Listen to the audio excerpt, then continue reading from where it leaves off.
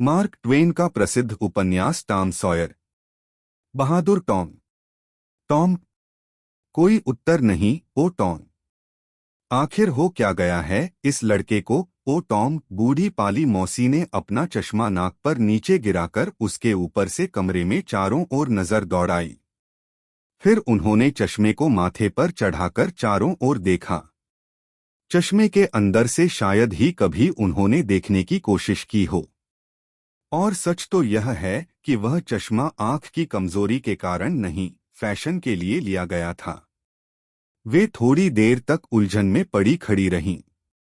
फिर कर्कश स्वर में तो नहीं, किंतु स्वर को इतना तेज बनाकर जरूर बोली कि कम से कम कमरे में रखे फर्नीचर उनकी बात सुन सकें। आज अगर मैं तुझे पकड़ पाऊं तो मैं। किंतु वे अपनी बात पूरी नहीं कर सकीं, क्योंकि उन्होंने झुककर बिस्तर के नीचे झाड़ू पीटना शुरू कर दिया था। किंतु झाड़ू पीटकर वे बिस्तर के नीचे से एक बिल्ली के अतिरिक्त और कुछ नहीं निकाल सकीं। ओफ, ऐसा लड़का तो मैंने कहीं देखा ही नहीं। दरवाजे पर बाकर उन्होंने बाग में फैले टमाटर के पौधों और जिम्पसन के वृक्षों के बीच भी देखा, मगर कहीं भी टॉम का पता न था। सो अपने स्वर को काफी ऊंचा करके चिल्लाई, ओ टॉम। तभी उनके पीछे हल्की सी आवाज हुई और उन्होंने तुरंत ही मुड़कर धर दबोचा भागते हुए टॉम को। टॉम भाग नहीं सका। मुझे इस अलमारी का तो ख्याल ही नहीं आया था। इसमें घुसकर क्या कर रहा था तू? कुछ भी तो नहीं। कुछ नहीं। जरा अपने हाथों और मुंह को देख। यह क्या चुपड़ रखा है हाथ मुंह में? मुझे कुछ पता नहीं मौसी, मगर मुझे पता है। यह है मुरब्बा, है न? सैकड़ों बार कह चुकी हूं तुझसे कि मुरब्बा न छुआ कर, वरना तेरी चमड़ी उधेड़ कर रख दूंगी मारते मारते। ला, वह कोड़ा मुझे दे। और कोड़ा हवा में नाच उठा। टॉम के मुंह पर हवाइयां उड़ने लगीं। अरे बाप रे! जरा अपने पीछे तो देखो मौसी। मौसी तेजी से घूम गई और खतरे से बचने के लिए अपने स्कर्ट को झाड़ने लगी। बस टॉम तेजी से भाग खड़ा हुआ। पलक झपकते ही चारदीवारी को एक छलांग में पार कर वह गायब हो गया। क्षण भर पाली मौसी आश्चर्य में पड़ी खड़ी रह गई। फिर स्नेहसिक्त हंसी फूट पड़ी उनके मुख से। भाड़ में जाए यह लड़का, पता नहीं क्यों मैं कभी कुछ समझ ही नहीं पाती। जाने कितनी बार इस तरह के चकमे दिए होंगे इस लड़के ने मुझे, मगर मैं हूं कि अभी तक उसकी चालाकियों को समझ नहीं पाई।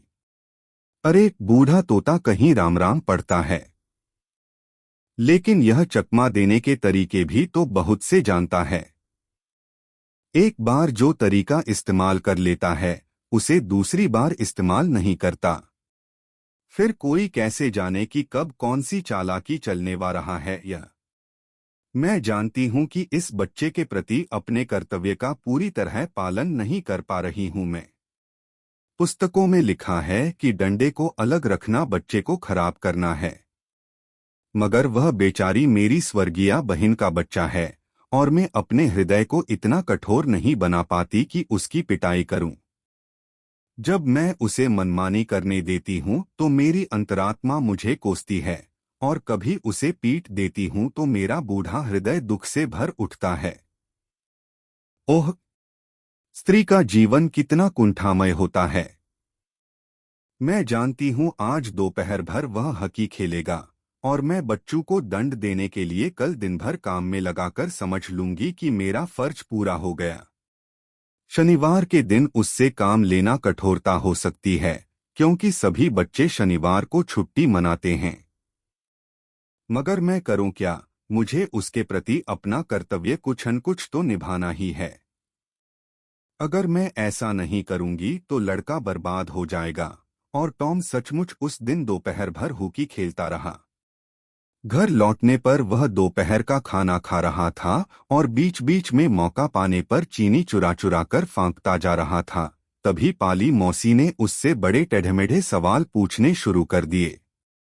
वे उसे कुछ ऐसा उलझा देना चाहती थीं कि वह स्वयं ही अपनी दिन भर की शैतानियां बयान कर डाले। अन्य सरल हृदय व्यक्तियों की तरह पाली मौसी भी समझती थी कि उनके जैसा कूटनीतिज्ञ शायद ही कोई और होगा, और यही समझकर टॉम को अपने प्रश्नों के जाल में फंसाने की कोशिश भी करती थीं। मगर टॉम भी पूरा घाघ था।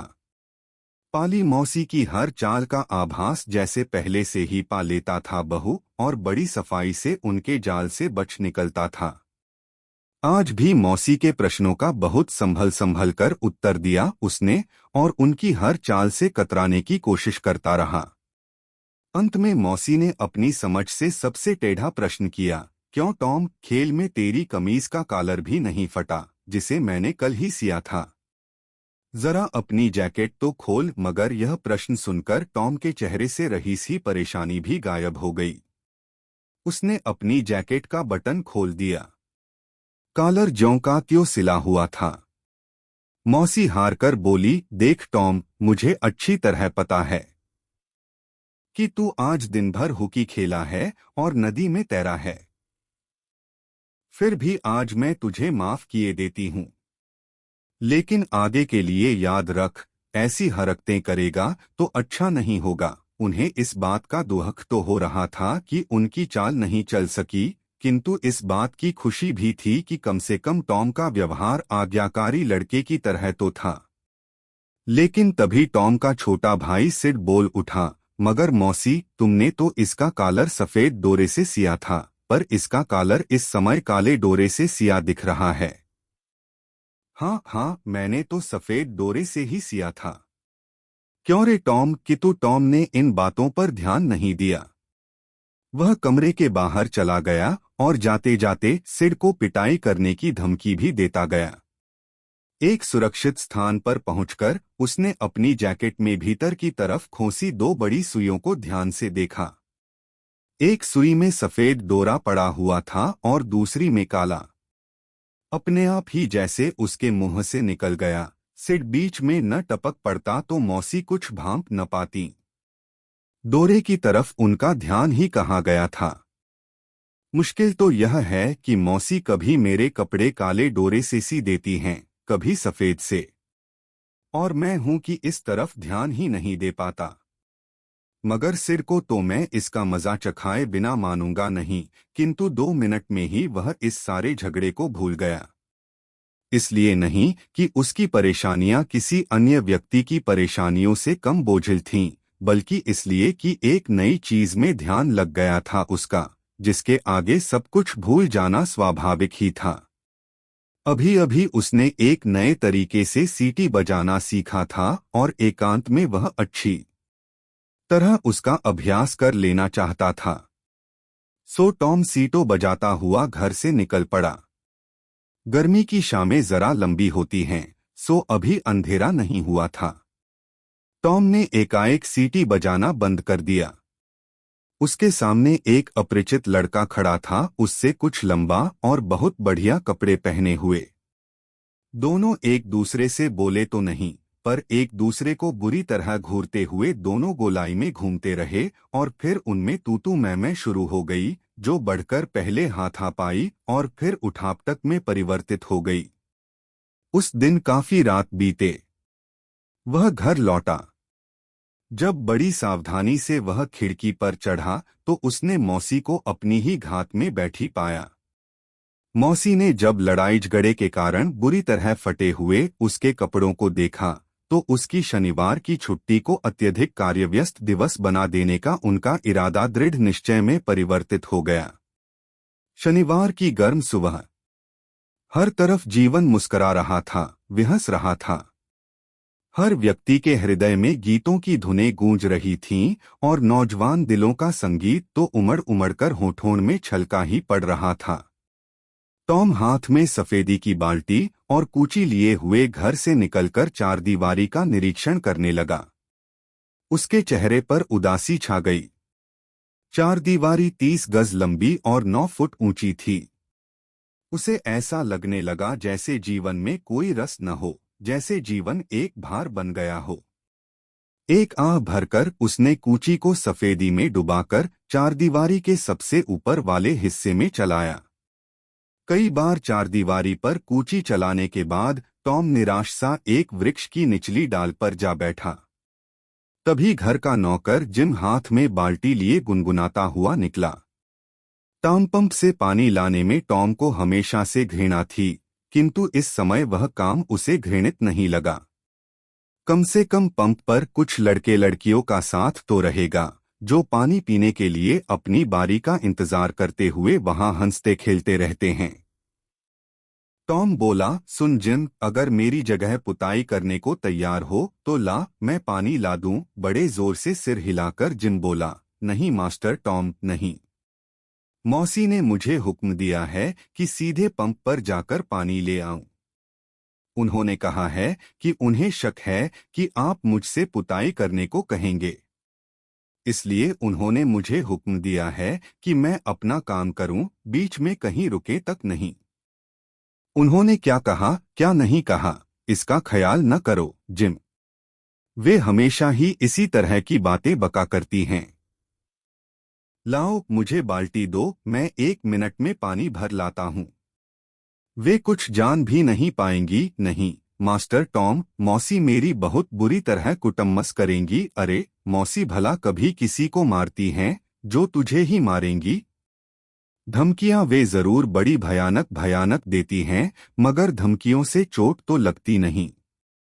सुन जिम, मैं तुझे कांच की गोलियां दूंगा, मान ले न मेरी बात। जिम का मन डोलने लगा, और जब टॉम ने अपने अंगूठे का घाव दिखाने का लालच दिया तो जिम इस लोभ का संवरण नहीं कर सका।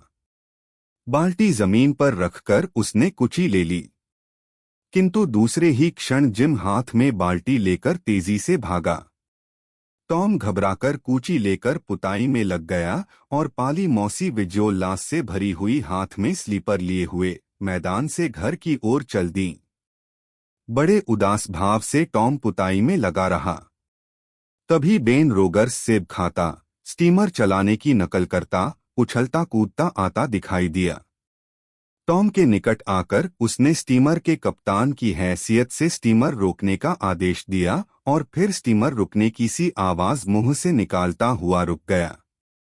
टॉम पुताई में लगा रहा, उसने बेन की तरफ ध्यान भी नहीं दिया। बेन क्षण भर उसे देखता रहा, फिर बोला, ओहो तो जनाब, आप काम में लगे हैं। टीम ने कोई जवाब नहीं दिया। उसने एक कलाकार की नजर से अभी अभी पुते स्थल को देखा, फिर कूची को मजा लेते हुए चारदीवारी पर हल्के से चलाया और फिर उस पुताई का निरीक्षण करने लगा पहले ही की तरह। बेन टॉम की बगल में आ खड़ा हुआ। सेब देखकर टॉम के मुंह में पानी भर आया, किंतु फिर भी वह अपने काम में ध्यान लगाए रहा। बेन बोला, कहो दोस्त, आज भी काम करना पड़ रहा है तुम्हें? अरे बेन, मेरा तो ध्यान ही तुम्हारी तरफ नहीं गया। मैं तो आज तैरने जा रहा हूं टॉम। तुम्हारी भी तो इच्छा हो रही होगी चलने की, मगर तुम्हें तो काम करना है। जरा देर टॉम विचारों में खोया खड़ा रहा, फिर बोला, तुम इसे काम कहते हो? हाँ, काम नहीं तो और क्या है यह? टॉम ने फिर पुताई शुरू कर दी और लापरवाही से कहने लगा, हो सकता है यह काम ही हो सकता है यह काम न भी हो, मगर मैं तो केवल इतना जानता हूं कि टॉम सायर को इसमें मजा आ रहा है। तो तुम्हारा मतलब यह है कि यह काम तुम्हें पसंद है? भाई, पसंद होने का तो कोई सवाल ही नहीं उठता। किसी लड़के को रोज चारदीवारी की पुताई करने का मौका भला मिलता है कहीं? और वह उसी तरह कूची चलाता रहा।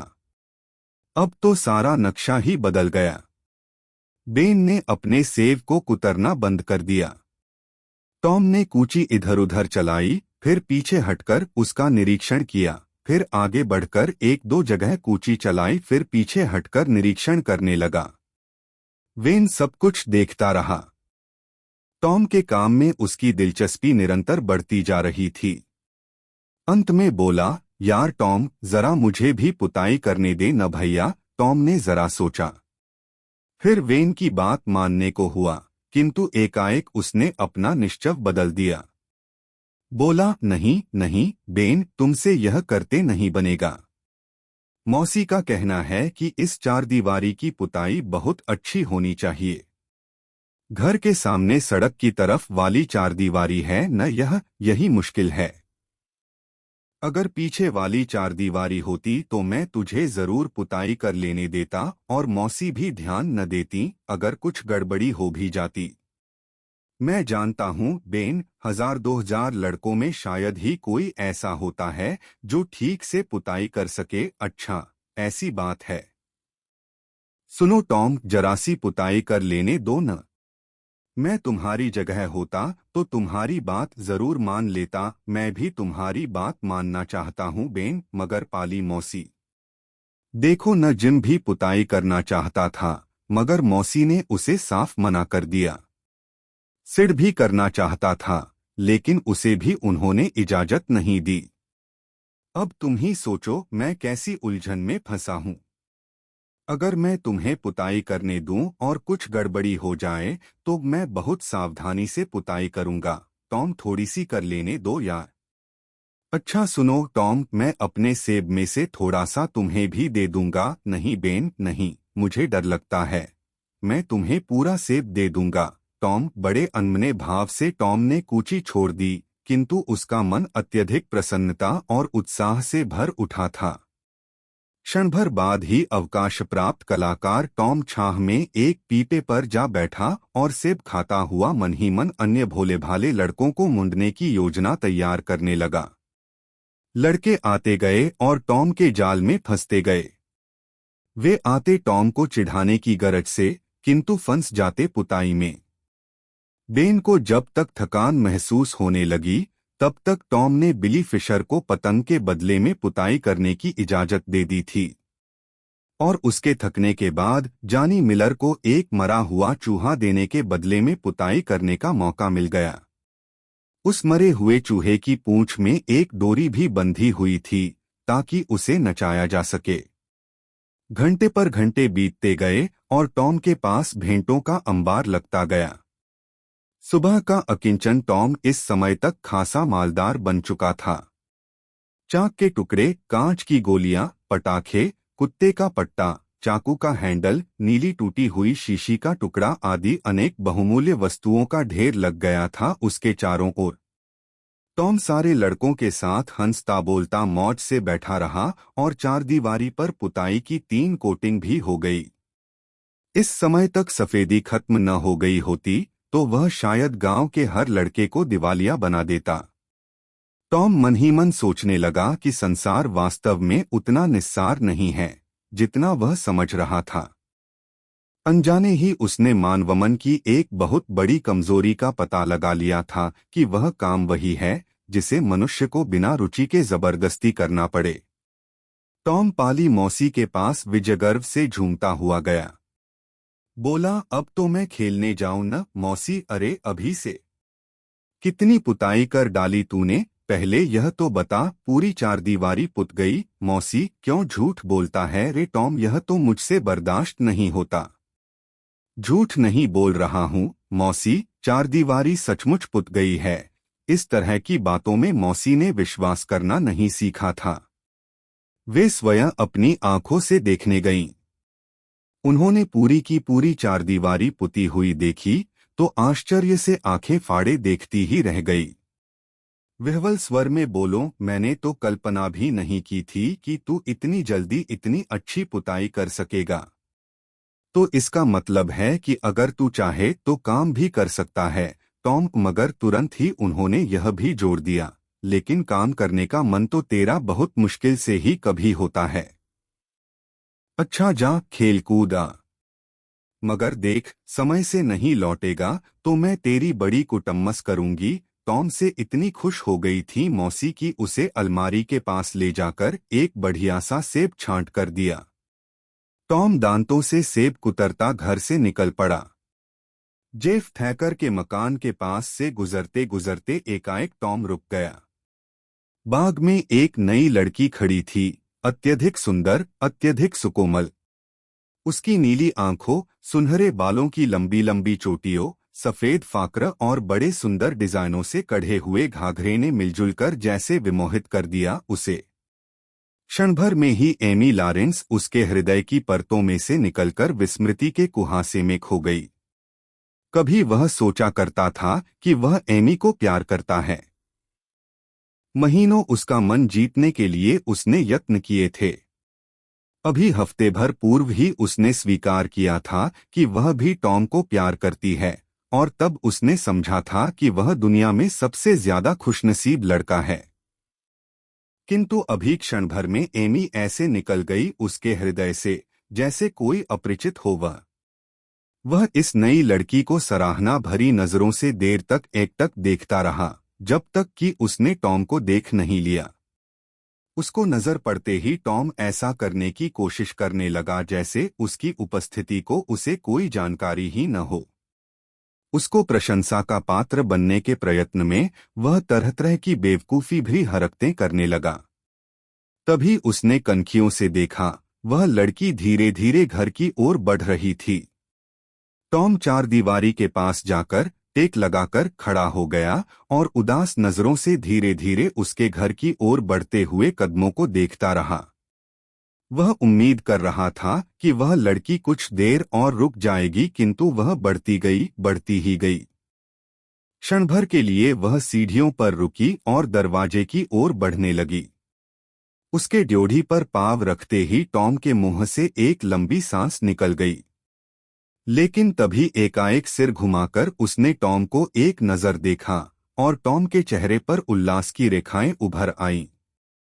खाने के समय टॉम इतना खुश नजर आ रहा था कि मौसी भी सोचने लगी कि आज इस लड़के को आखिर हो क्या गया है।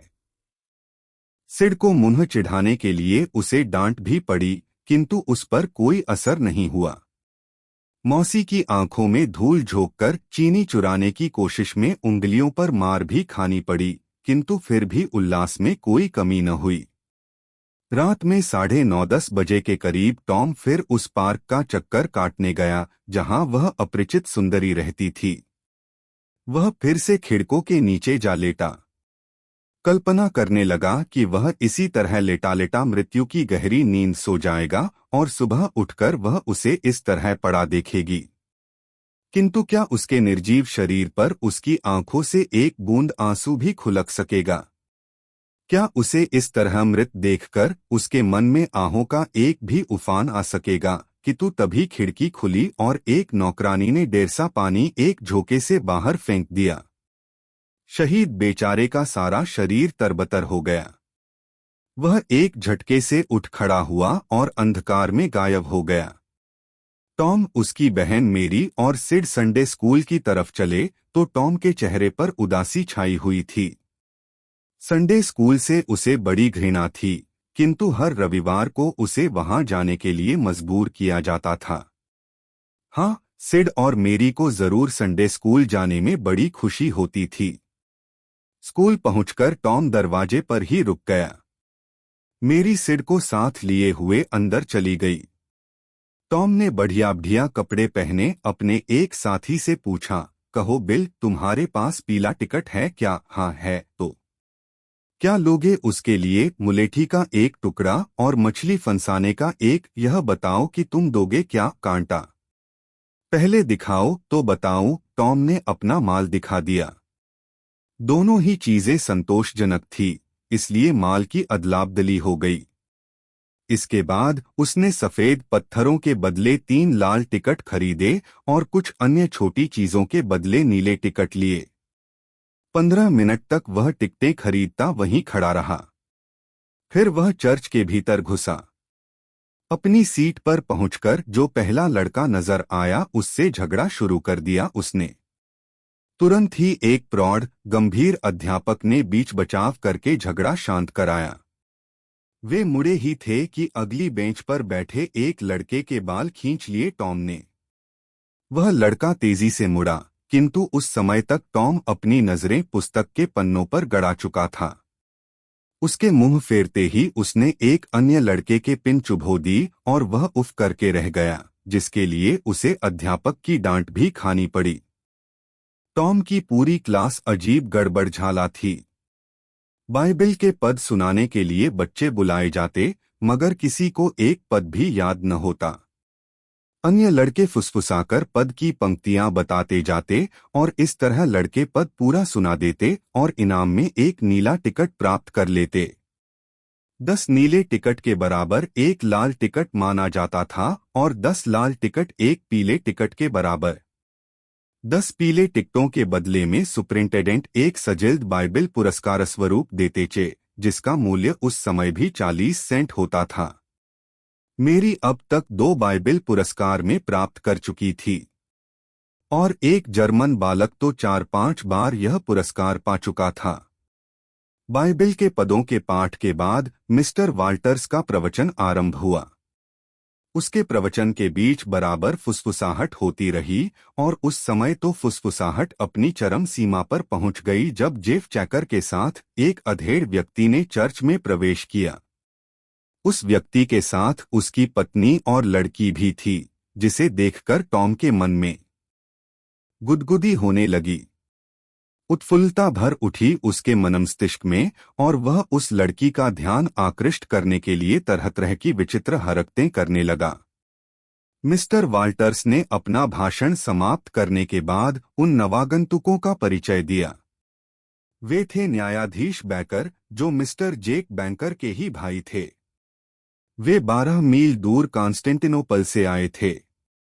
यह सुनकर लोगों पर बड़ा प्रभाव पड़ाए सज्जन तो दुनिया घूमे हैं, बहुत कुछ देख सुन चुके मिस्टर वाल्टर्स बहुत प्रसन्न थे।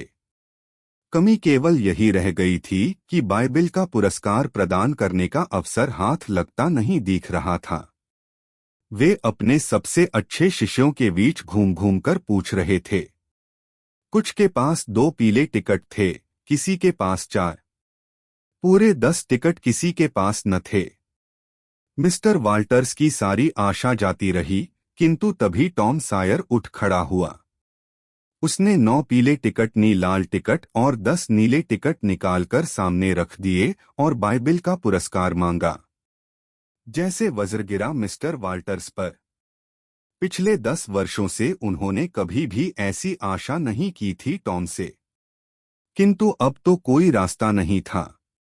टॉम को मंच पर ले जाया गया, जहां न्यायाधीश बैंकर तथा अन्य गणमान्य व्यक्ति बैठे थे। मंच पर से इस महान समाचार की घोषणा की गई। सारे स्कूल के लड़के ईर्ष्यापूर्ण दृष्टि से देख रहे थे टॉम को, और उन लोगों के मन में तो और कटी चुभ रहे थे जिन्होंने टॉम को उन वस्तुओं के बदले में अपने टिकट दिए थे, जिन्हें उसने पुताई करने के बदले गांव के लड़कों से वसूला था। अपने को कोसकर रह गए वे सब। टॉम को पूरी शान से पुरस्कार प्रदान किया गया। फिर न्यायाधीश महोदय से उसका परिचय कराया गया, किंतु टॉम की जबान जैसे तालू में चिपक गई थी। उसका दिल जोर जोर से धड़क रहा था, एक तो इसलिए भी कि वह एक महान व्यक्ति के सामने खड़ा था, दूसरे इसलिए भी कि वे उसी अपरिचित लड़की के पिता थे। न्यायाधीश महोदय ने उसके सिर पर हाथ फेरकर उसकी प्रशंसा में कुछ शब्द कहे और फिर उसका नाम पूछा, किंतु टॉम की जबान लड़खड़ा गई। किसी तरह बोला वह टॉम। नहीं नहीं, तुम्हारा नाम है टॉमस। टॉमस, हाँ ठीक कहा, मगर इसके आगे भी तो कुछ होगा। अपना पूरा नाम बताओ बेटे। अपना पूरा नाम बताओ टॉमस, मिस्टर वाल्टर्स ने कहा, और श्रीमान कहकर बात करो। टॉम साय, श्रीमान, ठीक, बिल्कुल ठीक। बड़े अच्छे बच्चे हो तुम। न्यायाधीश महोदय ने फिर टॉम की तारीफ में बहुत कुछ कहा और 1-2 प्रश्न पूछे, मगर टॉम किसी का भी संतोषजनक उत्तर न दे सका। उधर मिस्टर वाल्टर्स का दिल अलग अलग धुक-धुक कर रहा था, क्योंकि वे जानते थे कि टॉम के लिए सरल से सरल प्रश्न का भी उत्तर देना कठिन है। साथ ही वे खींच भी रहे थे कि न्यायाधीश महोदय क्यों बार बार टॉम से ही प्रश्न कर रहे हैं। सोमवार की सुबह टॉम को हमेशा बड़ी संकटमय प्रतीत होती थी, क्योंकि उस दिन से फिर स्कूल आने जाने का झंझट लग जाता था। उस दिन भी सुबह वैसी ही संकटमय लगी। टॉम ने बीमारी का बहाना बनाकर स्कूल जाने से जान छुड़ाने की कोशिश की। इस प्रयत्न में सफलता नहीं मिली तो उसने दांत के दर्द का बहाना किया। फलस्वरूप मौसी ने उसका एक दांत ही उखाड़ दिया। उसने बहुत मना किया, बार बार कहा कि उसके दांत में दर्द वर्द नहीं है। वह बहाना बना रहा था, लेकिन मौसी थी कि उन्होंने उसकी एक नहीं सुनो। दांत की उस पूंजी को लेकर वह गांव के बच्चों को उसे दिखाता हुआ स्कूल की ओर चल पड़ा। ऊपर की दंतपंक्ति में इस तरह बन गए रिक्त स्थान के कारण वह जैसे नुमाइश की चीज बन गया।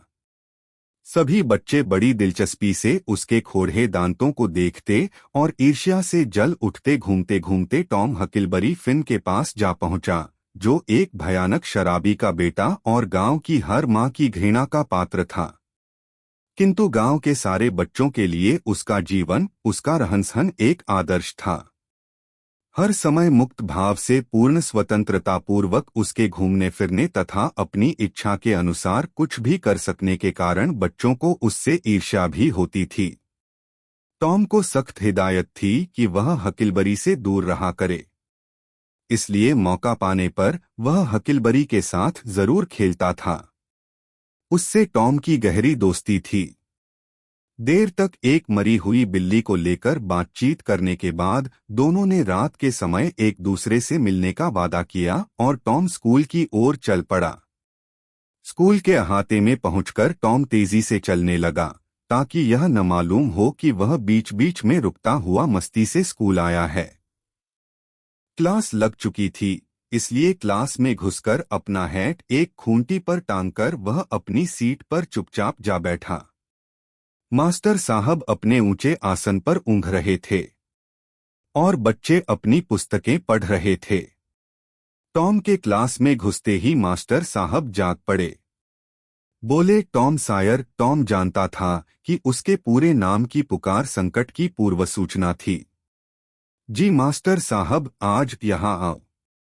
हाँ, अब बताओ, हमेशा की तरह तुम फिर देर से क्यों आए? टॉम झूठ का सहारा लेने की सोच ही रहा था कि उसकी नज़र सुनहरे बालों की लहराती चोटियों पर पड़ गई, जिन्हें उसकी नज़रों ने बिजली की सी तेजी से पहचान लिया। लड़कियों की तरफ उसी की बगल में एक सीट खाली बची थी। सब कुछ देखा टॉम ने और जैसे उसके मुंह से अपने आप ही निकल गया, मैं हकिलबरी फिन से बातें करने के लिए रुक गया था। मास्टर साहब ने पूछा, क्या करने गए थे तुम? हकिलबरी फिन से बातें करने के लिए रुक गया था, अपनी बात दोहरा दी टॉम ने। फिर मास्टर साहब टॉम की जैकेट उतरवाकर तब तक बेंते लगाते रहे जब तक कि यक नहीं गए। फिर उन्होंने आदेश दिया, जाओ, लड़कियों के बीच बैठो। तुम्हें अब आगे के लिए सावधान हो जाना चाहिए। टॉम उसी लड़की की बगल में जा बैठा। वह लड़की अपना सिर झटककर जरा सी खिसक गई। थोड़ी देर में सारी क्लास पढ़ाई में लग गई और टॉम की तरफ किसी का ध्यान भी नहीं रह गया था। टॉम अब कनखियों से रह रहकर उस लड़की को देखने लगा। लड़कों ने यह देखा तो मुंह चिढ़ाकर दूसरी तरफ मुंह फेर लिया। इस बार उसने सिर घुमाया तो उसके सामने एक आड़ू रखा हुआ था। उसने उसे टॉम की तरफ खिसका दिया। टॉम ने तुरंत ही उसे फिर उसकी तरफ कर दिया। लड़की ने इस बार भी आड़ू खिसका दिया, किंतु इस बार उसकी हरकत में उतनी कठोरता नहीं थी। टॉम ने तुरंत फिर उसे उसके सामने डाल दिया। इस बार उसने उसे वहीं का भी पड़ा रहने दिया। टॉम ने अपनी स्लेट पर लिख दिया, इसे ले लो ना, मेरे पास और हैं। लड़की ने उसके लिखे शब्दों को पढ़ तो लिया, किंतु जरा भी हिलीडुली तक नहीं। अब टॉम बाएं हाथ से अपनी स्लेट छिपाकर उस पर कुछ बनाने लगा। क्षण भर तो उस लड़की ने उसकी तरफ ध्यान ही नहीं दिया, किंतु फिर उसकी उत्सुकता जाग उठी और वह टॉम की स्लेट देखने की कोशिश करने लगी।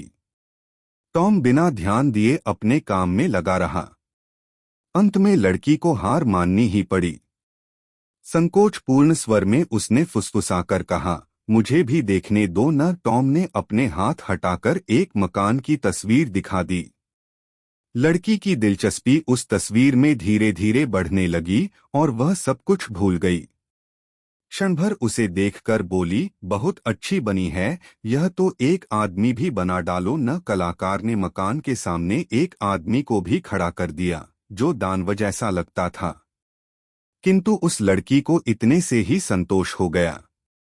बोली, कैसा सुंदर मनुष्य बना है, अब मुझे आती हुई बनाओ। टॉम ने जैसे तैसे एक नारी आकृति भी बना डाली और उसकी फैली हुई उंगलियों में एक पंखा भी पकड़ा दिया। लड़की बोली, वाह, कितनी अच्छी तस्वीर बनाई है तुमने। काश मैं भी ऐसी तस्वीरें बना सकती। यह तो बहुत आसान है, टॉम फुसफुसाया। मैं तुम्हें सिखा दूंगा। सच सिखा दोगे? कब? दोपहर में? तुम खाना खाने घर जाती हो? अगर तुम रुको तो मैं भी रुकी रहूंगी। बहुत अच्छा, यही ठीक रहा।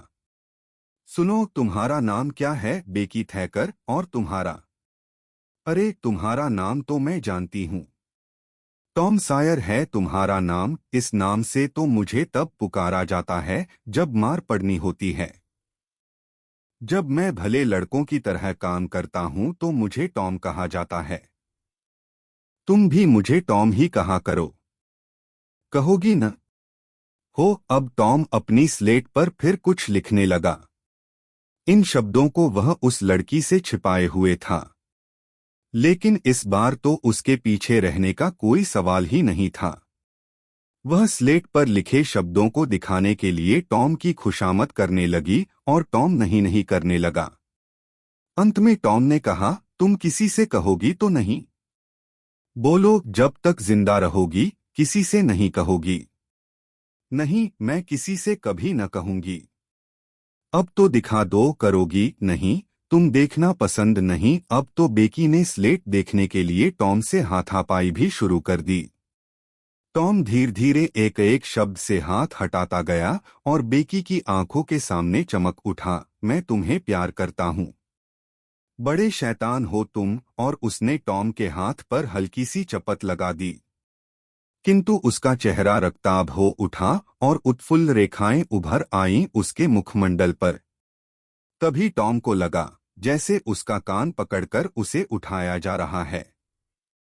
मास्टर साहब ने उसे कान पकड़े हुए ही ले जाकर उसकी पहली वाली सीट पर बैठा दिया और फिर अपनी कुर्सी की तरफ चले गए। क्लास का शोरगुल शांत होने पर टॉम ने पुस्तक में ध्यान लगाने की कोशिश की, किंतु व्यर्थ। किसी तरह क्लास खत्म हुई तो टॉम ने अन्य लड़के लड़कियों से पीछा छुड़ाया और बेकी के पास जा बैठा। टॉम जैसे हवा में उड़सा रहा था। उसने पूछा, तुम्हें चूहे पसंद है? नहीं, मुझे चूहों से घृणा है। मुझे भी जीवित चूहों से। लेकिन मेरा मतलब मरे हुए चूहों को डोर से बांधकर नचाने में था। नहीं, मुझे चूहे बिल्कुल पसंद नहीं। मुझे तो च्युइंगम पसंद है। होता मुझे भी बहुत पसंद है। काश इस समय मेरे पास है।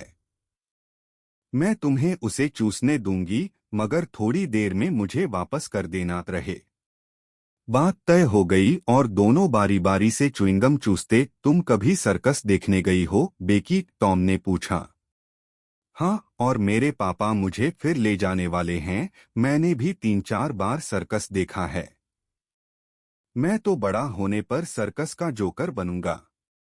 सच? तब तो बड़ा मजा आएगा। हाँ, बेकी। और उन लोगों को पैसे भी खूब मिलते हैं, $1 प्रतिदिन। एक बात बताओ बेकी, तुम्हारी कभी सगाई हुई है? यह क्या होता है? अरे, वही शादी के लिए सगाई। नहीं, मेरी तो नहीं हुई। करोगी? मैं तो जानती नहीं सगाई कैसे होती है। अरे, इसमें क्या रखा है? लड़की लड़के से कहती है कि वह उसके सिवा और किसी से कभी शादी नहीं करेगी। सभी ऐसा करते हैं। हाँ, जो एक दूसरे को प्यार करते हैं। तुम्हें याद है बेकी, मैंने स्लेट पर क्या लिखा था? हाँ हाँ, बताओ क्या लिखा था? मैं नहीं बताऊंगी तो मैं बताऊं? हाँ हाँ, लेकिन आज नहीं। फिर कभी नहीं। अभी नहीं बेकी, नहीं।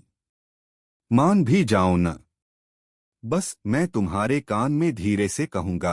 अभी नहीं, कल। बेकी चुपचाप सकुचाती बैठी रही।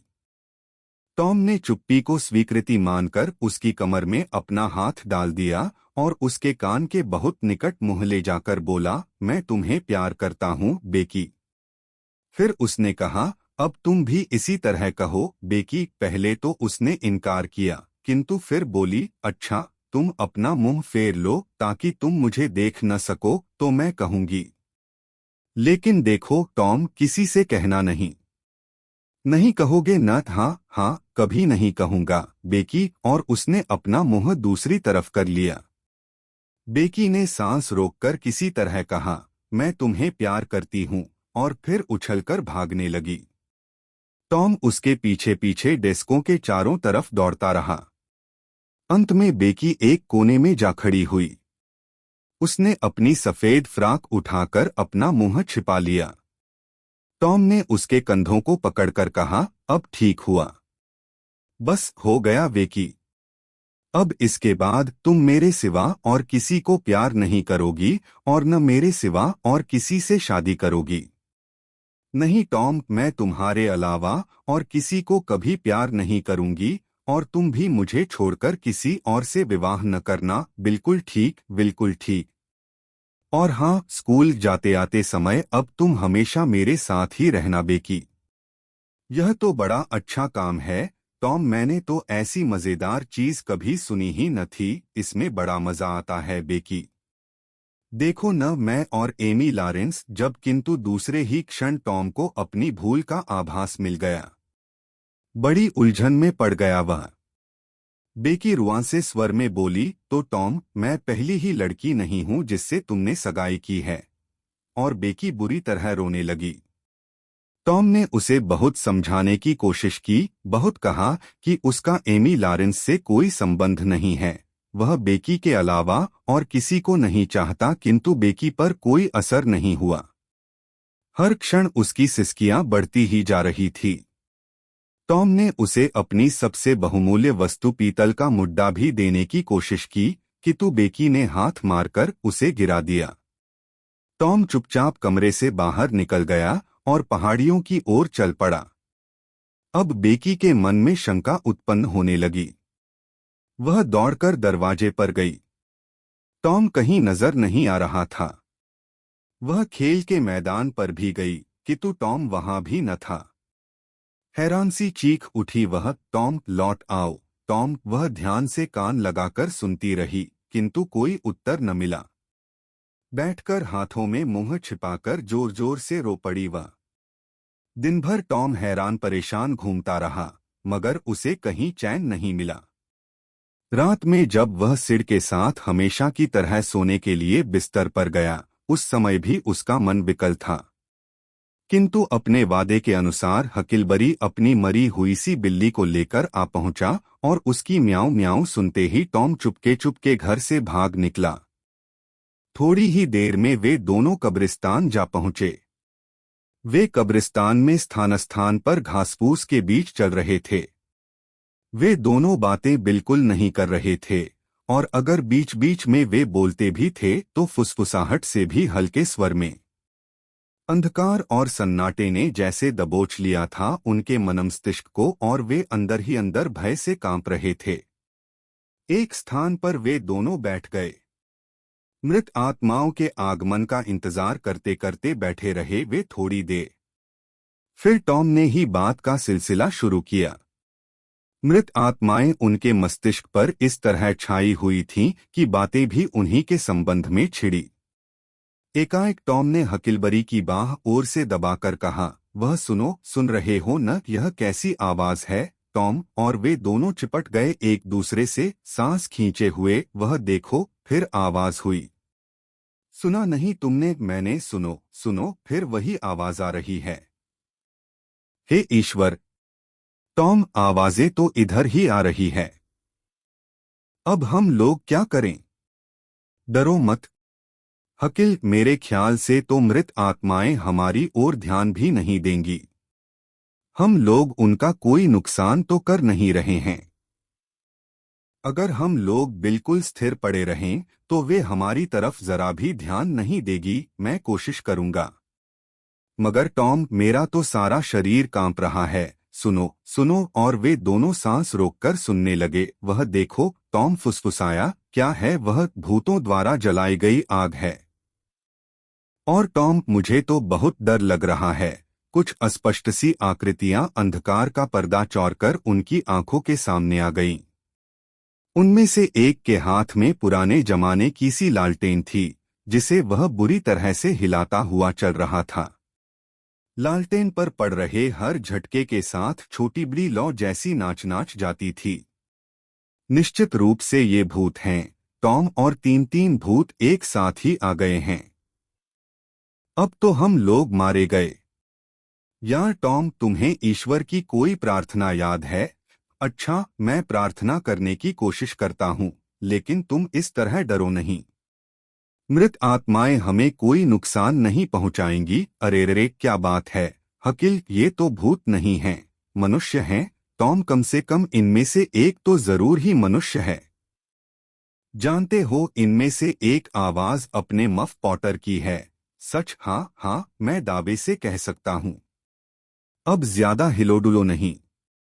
वह हम लोगों को देख नहीं पाएगा। हमेशा की तरह इस समय भी नशे में धुत है वह। अच्छी बात है, मैं शांत पड़ा रहता हूँ। अरे हकील, मैं इनमें से एक और को पहचानता हूँ। हाँ हाँ, यह इंजुन जोय की ही तो आवाज है। अच्छा, वह हत्यारा।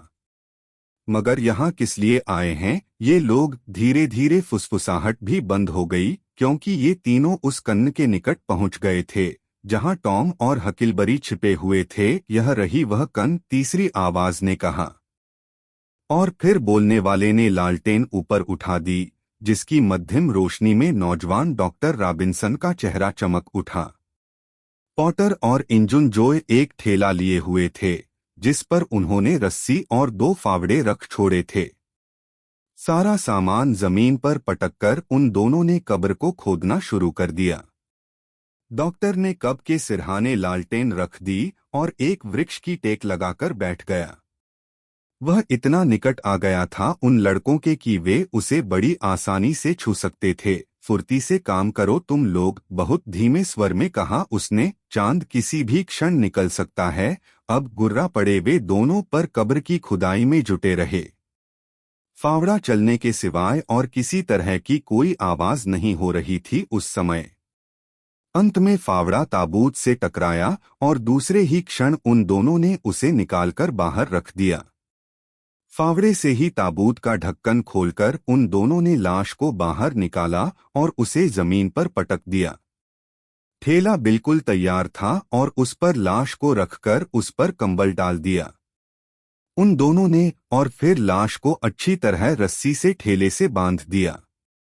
पॉटर ने अपनी जेब से चाकू निकालकर ठेले से लटक रही रस्सी को काट दिया और फिर डॉक्टर की ओर मुड़कर बोला, लो, यह जहन्नुमी चीज तैयार है।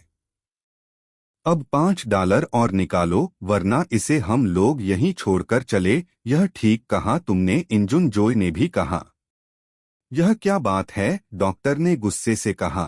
तुम लोगों ने तो अपनी मजदूरी पहले ही मांग ली थी और मैंने दे भी दी थी। नहीं जी, तुमने तो इससे भी ज्यादा कुछ किया है मेरे साथ, ग्रर कर बोला इंजुन जोय और थोड़ी दूर खड़े डॉक्टर की ओर बढ़ने लगा। वह कहता जा रहा था, 5 साल पहले जब मैं कुछ खाने के लिए मांगने गया था, तो तुमने मुझे अपने बाप की रसोई में से धक्के देकर बाहर निकाल दिया था। और उस समय जब मैंने कसम खाई थी कि चाहे 100 बरस लग जाएं, मगर मैं तुमसे इस अपमान का बदला लेकर रहूंगा, तो तुम्हारे बाप ने मुझे आवारा बताकर जेल भिजवा दिया था। क्या तुम समझते हो मैं वह सब भूल गया हूँ? क्या तुम समझते हो कि इंजून की नसों में खून नहीं, पानी बह रहा है? आज बड़े मौके से मिले हो तुम। तुमसे निपटारा करने का अच्छा मौका है मेरे लिए। घूंसा तानकर धमकियां दे रहा था वह डॉक्टर को। तभी डॉक्टर ने एकाएक उस पर हमला कर दिया और उस गुंडे को जमीन पर गिरा दिया। पॉटर हाथ से चाकू दिखाकर बोला, मेरे साथी से मारपीट न करो हजरत, वरना। और दूसरे ही क्षण वह डॉक्टर से गुंथ गया। वे दोनों बुरी तरह लड़ रहे थे और घासपूस पर लोटपोट रहे थे वे। कभी डॉक्टर ऊपर हो जाता, कभी पॉटर। इंजन जोय अब तक उठ खड़ा हुआ था। उसकी आंखों में खून उतर आया था। झुककर पॉटर का चाकू उठा लिया उसने और डॉक्टर की तरफ बहुत धीरे धीरे दबे पांव बढ़ने लगा। एकाएक डॉक्टर ने अपने आप को छुड़ा लिया। लपककर उसने विलियम की कब्र के हेडबोर्ड को उठा लिया और पॉटर के सिर पर दे मारा। पॉटर जमीन पर गिर पड़ा। तभी इंजुन जोय ने लपककर डॉक्टर पर हमला बोल दिया और चाकू डॉक्टर के सीने के पार हो गया। डॉक्टर पॉटर के ऊपर लुढ़क गया। पॉटर का शरीर खून से लथपथ हो गया। चांद ने अपनी आंखों पर बादलों का झीना आवरण डाल लिया और टॉम तथा हकिलबरी अंधकार में ही जान बचाकर भाग खड़े हुए। बादलों का आवरण जब चांद पर से हटा, उस समय इंजन जोय विचारों में डूबा हुआ खड़ा था। डॉक्टर के शरीर में एक दो बार हरकत हुई और फिर निर्जीव हो गया वह। इंजन बड़बड़ाया, इससे तो हिसाब चुकता हो गया। उसने डॉक्टर की सारी जेबों की तलाशी ली और जो कुछ मिला हथिया लिया।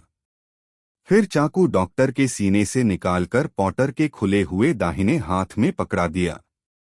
कई मिनट बीत गए इसी तरह। पॉटर के शरीर में हरकत होने लगी थी और अब वह कराहने लगा था। उसकी मुट्ठी कस गई थी चाकू पर। ऊपर उठकर उसने देखा और भय से कांपकर दूसरे ही क्षण छोड़ दिया चाकू को। तेजी से उठ बैठा वह और डॉक्टर की लाश को ढकेल दिया एक तरफ। भय और आश्चर्य से ताक रहा था वह डॉक्टर की लाश को। तभी उसकी नजरें इंजुन जोय की नजरों से मिली। यह सब क्या है? जोय पूछा उसने। बहुत गंदी बात है यह, पॉटर उसी तरह बैठे बैठे कहा जोय ने। आखिर तुमने ऐसा किया क्यों? मैंने नहीं नहीं, मैंने तो कुछ भी नहीं किया। देखो पॉटर, इस तरह बातें बनाकर बच नहीं सकोगे तुम। पॉटर कांप उठा और उसका चेहरा सफेद पड़ गया। वह बोला, मैंने समझा था कि शराब पीकर मेरी बुद्धि नष्ट नहीं होगी, मगर हुआ वही जो होना था। मैंने आज रात जाने क्यों शराब पी ली थी। मेरी समझ में कुछ नहीं आ रहा है। कुछ भी याद नहीं है मुझे। सचमुच बताओ जोय, क्या यह भयानक काम मेरे ही हाथों हुआ है? मगर मैं ऐसा करना नहीं चाहता था। बताओ न जोय, ऐसा हो कैसे गया?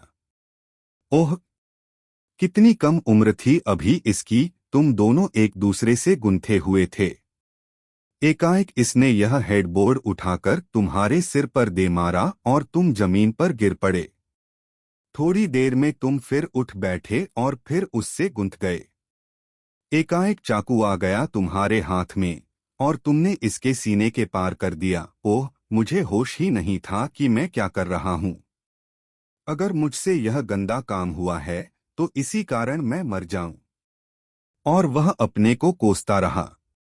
उसे पूरी तरह विश्वास हो गया कि डॉक्टर की हत्या उसी के हाथों हुई थी और वह इंजुन जोय की मिन्नत खुशामद करने लगा कि वह इस संबंध में किसी से कुछ न कहे। इंजुन ने कह भी दिया कि वह पॉटर को धोखा नहीं देगा। वह कभी किसी से कुछ नहीं कहेगा। टॉम और हकिलबरी भागते गए पूरी शक्ति से, जब तक गांव नहीं आ गया। फिर उन दोनों ने सोचा कि अगर डॉक्टर रॉबिन्सन की मृत्यु हो गई तो इंजुन को निश्चय ही फांसी हो जाएगी। किंतु समस्या यह थी कि रहस्य का भंडाफोड़ कौन करेगा, क्या वे ही दोनों? लेकिन हकील ने कहा कि अगर कुछ गड़बड़ी हो गई और इंजुन छूट गया तो वह उन दोनों को कभी जीवित नहीं छोड़ेगा। और यही डर टॉम को भी था। सो दोनों ने प्रतिज्ञा की, मौखिक ही नहीं रक्तलिखित भी, कि वे कभी इस घटना के संबंध में किसी से एक शब्द भी नहीं कहेंगे। दूसरे दिन दोपहर होते होते गांव भर में उस हत्या की खबर विद्युत की सी तेजी से फैल गई। थोड़ी ही देर में घटनास्थल पर भीड़ लग गई।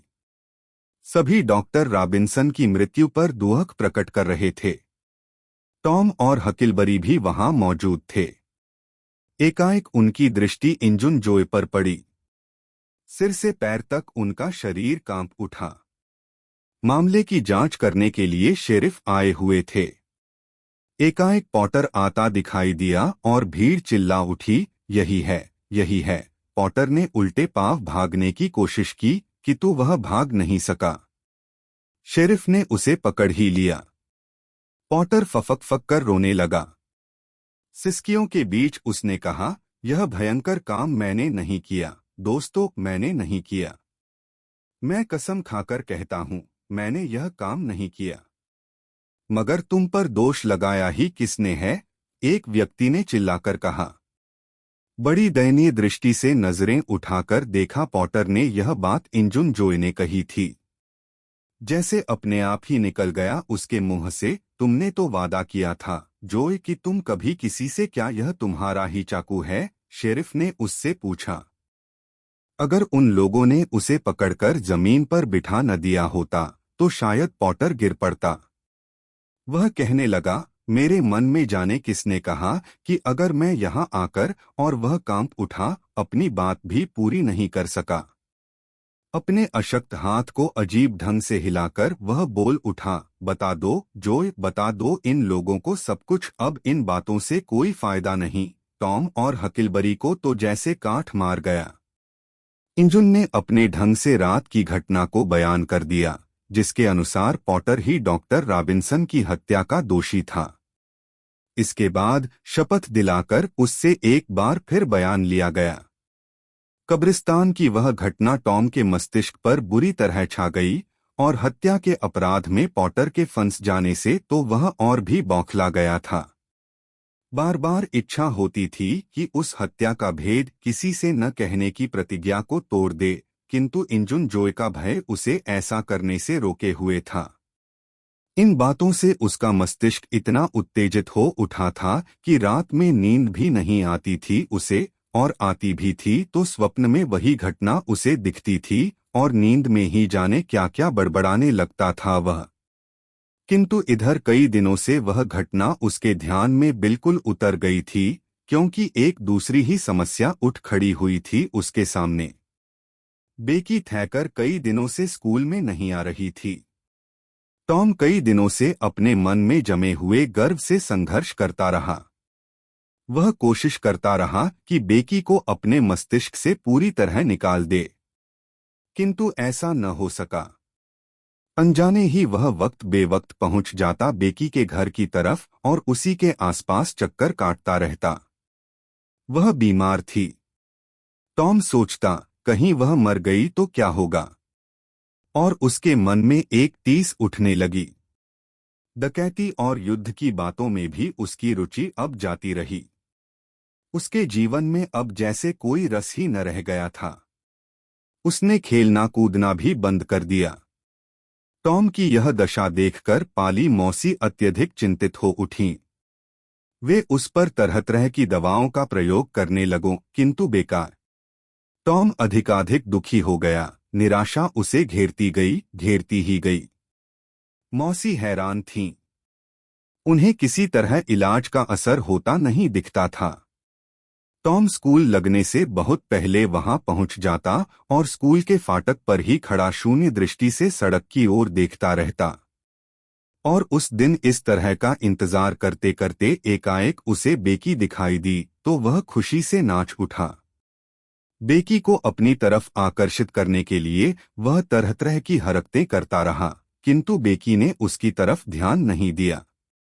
टॉम जब उसके नजदीक पहुंच गया तो एक लड़के का हैट छीनकर हवा में उछाल दिया उसने। थोड़ी दूर पर गोल बनाकर बैठे कई लड़कों को इस तरह धक्का दिया उसने कि सब इधर उधर जा गिरे और खुद बेकी के एकदम पास आ गिरा।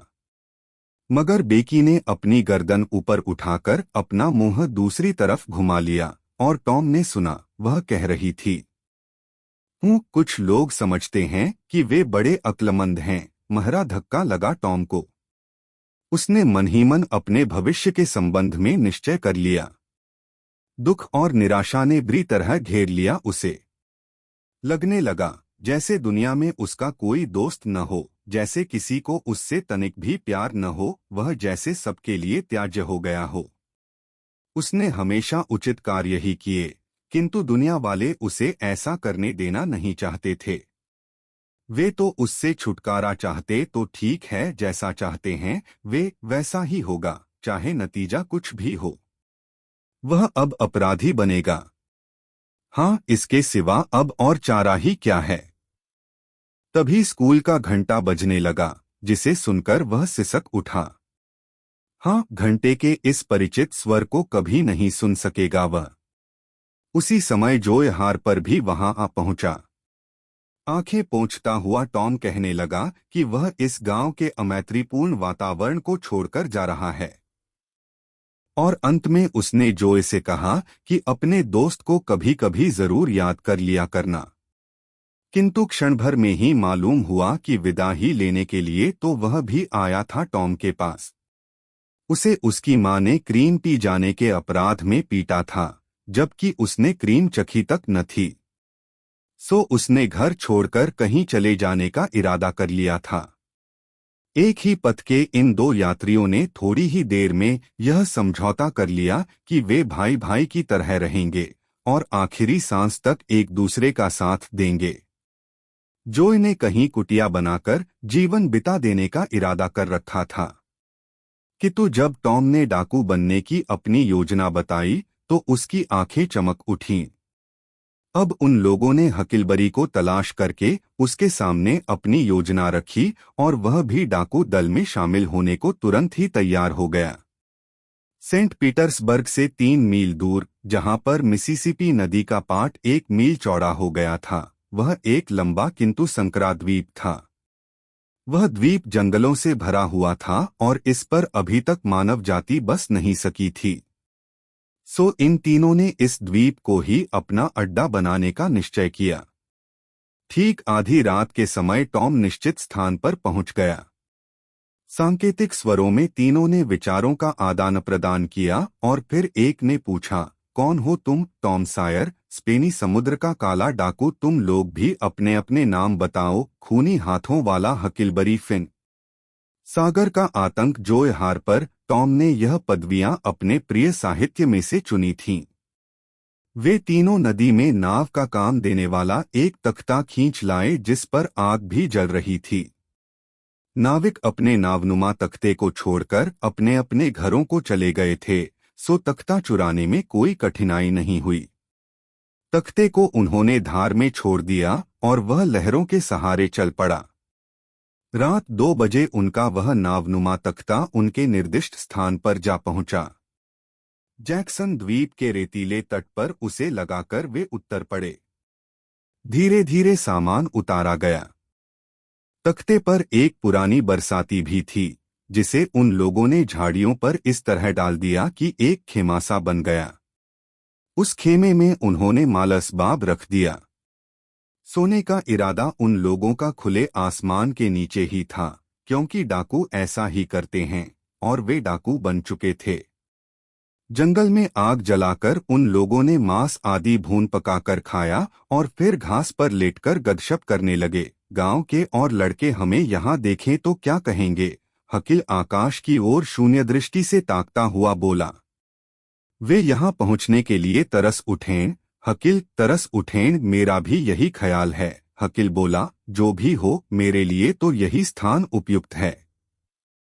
इससे अधिक और कुछ नहीं चाहता मैं, और यही जीवन मेरे लिए भी उपयुक्त है।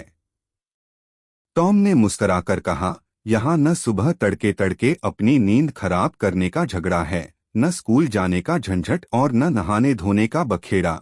हकिलबरी ने अपना पाइप तैयार करके उसमें तंबाकू भरी और उस पर एक चिंगारी रख दी। क्षण भर बाद ही वह कश खींचने लगा और धुएं के छल्ले हवा में उमड़ उमड़कर उड़ने लगे। अन्य दोनों डाकू हकील का यह मजेदार काम देखकर ललचा उठे। मन ही मन निश्चय कर लिया उन दोनों ने कि वे भी हकील से पाइप पीना सीख लेंगे। डाकुओं को करना क्या होता है? हकील ने एकाएक प्रश्न किया। अरे बस जहाज को लूटना, उनमें आग लगा देना और उनके यात्रियों का सारा धन लूटकर उसे ऐसे स्थान पर गाड़ देना वहां भूत प्रेत उसकी रखवाली करें। यही उनका काम है। यही नहीं, वे जहाज के एक एक आदमी को मार डालते और औरतों को क्या वे टापू पर ले आते हैं? जोय हार्पर ने पूछा। हाँ, वे औरतों को नहीं मारते, क्योंकि वे बड़ी सीधी सादी होती है और सुंदर भी तो होती हैं वे। और वे हीरे जवाहरात तंग कपड़े भी तो पहनते। कौन? हकील ने प्रश्न किया। होंगे, उत्साह से बोला जोय, वही डाकू लोग। हकील ने अपने फटे पुराने कपड़ों को झटककर दुखपूर्ण स्वर में कहा, मेरे कपड़े शायद डाकुओं जैसे नहीं हैं, लेकिन इनके अलावा मेरे पास और कपड़े हैं भी तो नहीं। अन्य दोनों डाकुओं ने उसे यह कहकर सांत्वना दी कि डकैती का काम शुरू होते ही बढ़िया बढ़िया कपड़ों का ढेर लग जाएगा। धीरे धीरे बातचीत का सिलसिला टूटता गया और वे एक एक करके सोते गए। सुबह टॉम की नींद टूटी तो उसकी समझ में ही न आया कि वह है कहाँ। वह तेजी से उठ बैठा और बार बार आंखें मलकर अपने चारों ओर देखने लगा। फिर धीरे धीरे सब कुछ याद आने लगा उसे। उसके दोनों साथी भी उठ गए और वे तीनों नदी तट की ओर गए। वहां उनका नावनुमा तख्ता नहीं दिखाई दिया। रात में नदी की लहरें शायद रेत तक आ गई थीं और उनके उस तख्ते को बहा ले गई थीं। किंतु इससे उनको जरा भी दुख नहीं हुआ, क्योंकि इस तरह उनके और सभ्य समाज के बीच रही सी आखिरी कड़ी भी टूट गई थी। यही वे चाहते भी थे। गांव लौटने की कोई इच्छा नहीं थी उनकी। वे तैरते रहे, मछली मारते रहे, तट की रेत पर लोटते पोटते रहे और पूरे टापू का चक्कर लगाते रहे। सब कुछ बहुत अच्छा लग रहा था उन्हें, बहुत ही अच्छा। किंतु आज बातचीत में मन नहीं लग रहा था उनका। विचारों में खोए हुए थे वे तीनों। घर के धुंधले धुंधले से चित्र उभर कर आते थे उनकी आंखों के सामने। यहाँ तक कि हकिलबरी को भी अपने झोंपड़े की याद आ रही थी। किंतु वे तीनों अपनी कमजोरी पर स्वयं ही शर्मिंदा थे और इस संबंध में एक दूसरे से कुछ कह नहीं रहे थे। एकाएक तरह तरह की आवाजें आने लगीं और वे चौंककर नदी तट की ओर दौड़ चले। झाड़ियों को इधर उधर हटा हटाकर वे नदी की ओर देखने लगे। बहुत सी नावों पर सवार हेरकेढेर लोग दिख रहे थे। लग रहा था जैसे वे किसी डूबे हुए व्यक्ति को खोजने की कोशिश कर रहे हों। इन तीनों की समझ में नहीं आ रहा था कि कौन डूब गया है। सहसा टॉम के मस्तिष्क में एक नया विचार कांध गया। प्रसन्न स्वर में वह बोला, मैं समझ गया, किसे ढूंढ रहे हैं ये लोग। हमें ही ढूंढा जा रहा है। इस तरह गांव वाले समझ रहे हैं कि हम लोग डूब गए हैं। इतना सुनते ही उन दोनों की भी आंखें चमक उठीं। गर्व से सिर ऊंचा हो गया उनका। शाम होते होते नावें गांव की ओर लौट गईं और तीनों नन्हे डाकू अपने शिविर को लौट आए। वे बहुत खुश थे, बहुत खुश। उन्हें लग रहा था जैसे बहुत बड़ा मैदान जीत लिया हो उन लोगों ने। किंतु जैसे जैसे रात का अंधकार गाढ़ा होता गया, उनका उत्साह, उनकी खुशी घटती गई। बातचीत बंद कर दी उन लोगों ने और आग की लपटों पर नजर जमाए जाने किन विचारों में खोए खोए से बैठे रहे चुपचाप। जो ने सभ्य समाज में बैठने की कुछ बात चलाई तो टॉम ने उसकी कमजोरी का मजाक उड़ाना शुरू कर दिया। हकिलबरी भी टीम की हाँ में हाँ मिलाने लगा। रात गाढ़ी होती गई। हकिल ऊँपने लगा और फिर लेटकर सो गया। उसके बाद जोय भी सो गया। टॉम विचारों में खोया हुआ कुहनी के बल लेटा हुआ था। एकाएक उठकर उसने 2 अंजीर के पत्ते खोजे और उन पर एक कील से जाने क्या लिखा। एक पत्ते को उसने मोड़कर अपनी जैकेट की जेब में डाल लिया और एक जोय के हैट में रखकर हैट को जोय से थोड़ी दूर पर रख दिया। हैट में उसने अपना खजाना भी रख दिया, जिसमें चौक, रबर की गेंद, मछली फंसाने का कांटा आदि अनेक बहुमूल्य वस्तुएं भी। चंद मिनट बाद ही टॉम नदी में कूद पड़ा और तैरता हुआ गांव की ओर चल पड़ा। किनारे पहुंचकर वह घर की ओर चल पड़ा। वह घर पहुंचा तो बैठक के कमरे में रोशनी हो रही थी।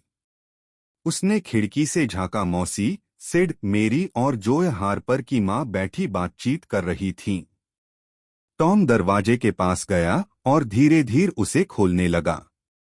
कई बार दरवाजे की चर्रमर्र आवाज हुई पर किसी ने ध्यान नहीं दिया। अंत में मौसी का ध्यान चला ही गया। वे बोली, अरे यह मोमबत्ती की लौ फड़फड़ा क्यों रही है? और दरवाजा कैसे खुल गया? जा सिद्ध दरवाजा बंद कर ले। किंतु इस समय तक टॉम बिस्तर के नीचे जा छिपा था। सांस रोके पड़ा हुआ था वह वहां। लेकिन वह ऐसा बुरा लड़का नहीं था।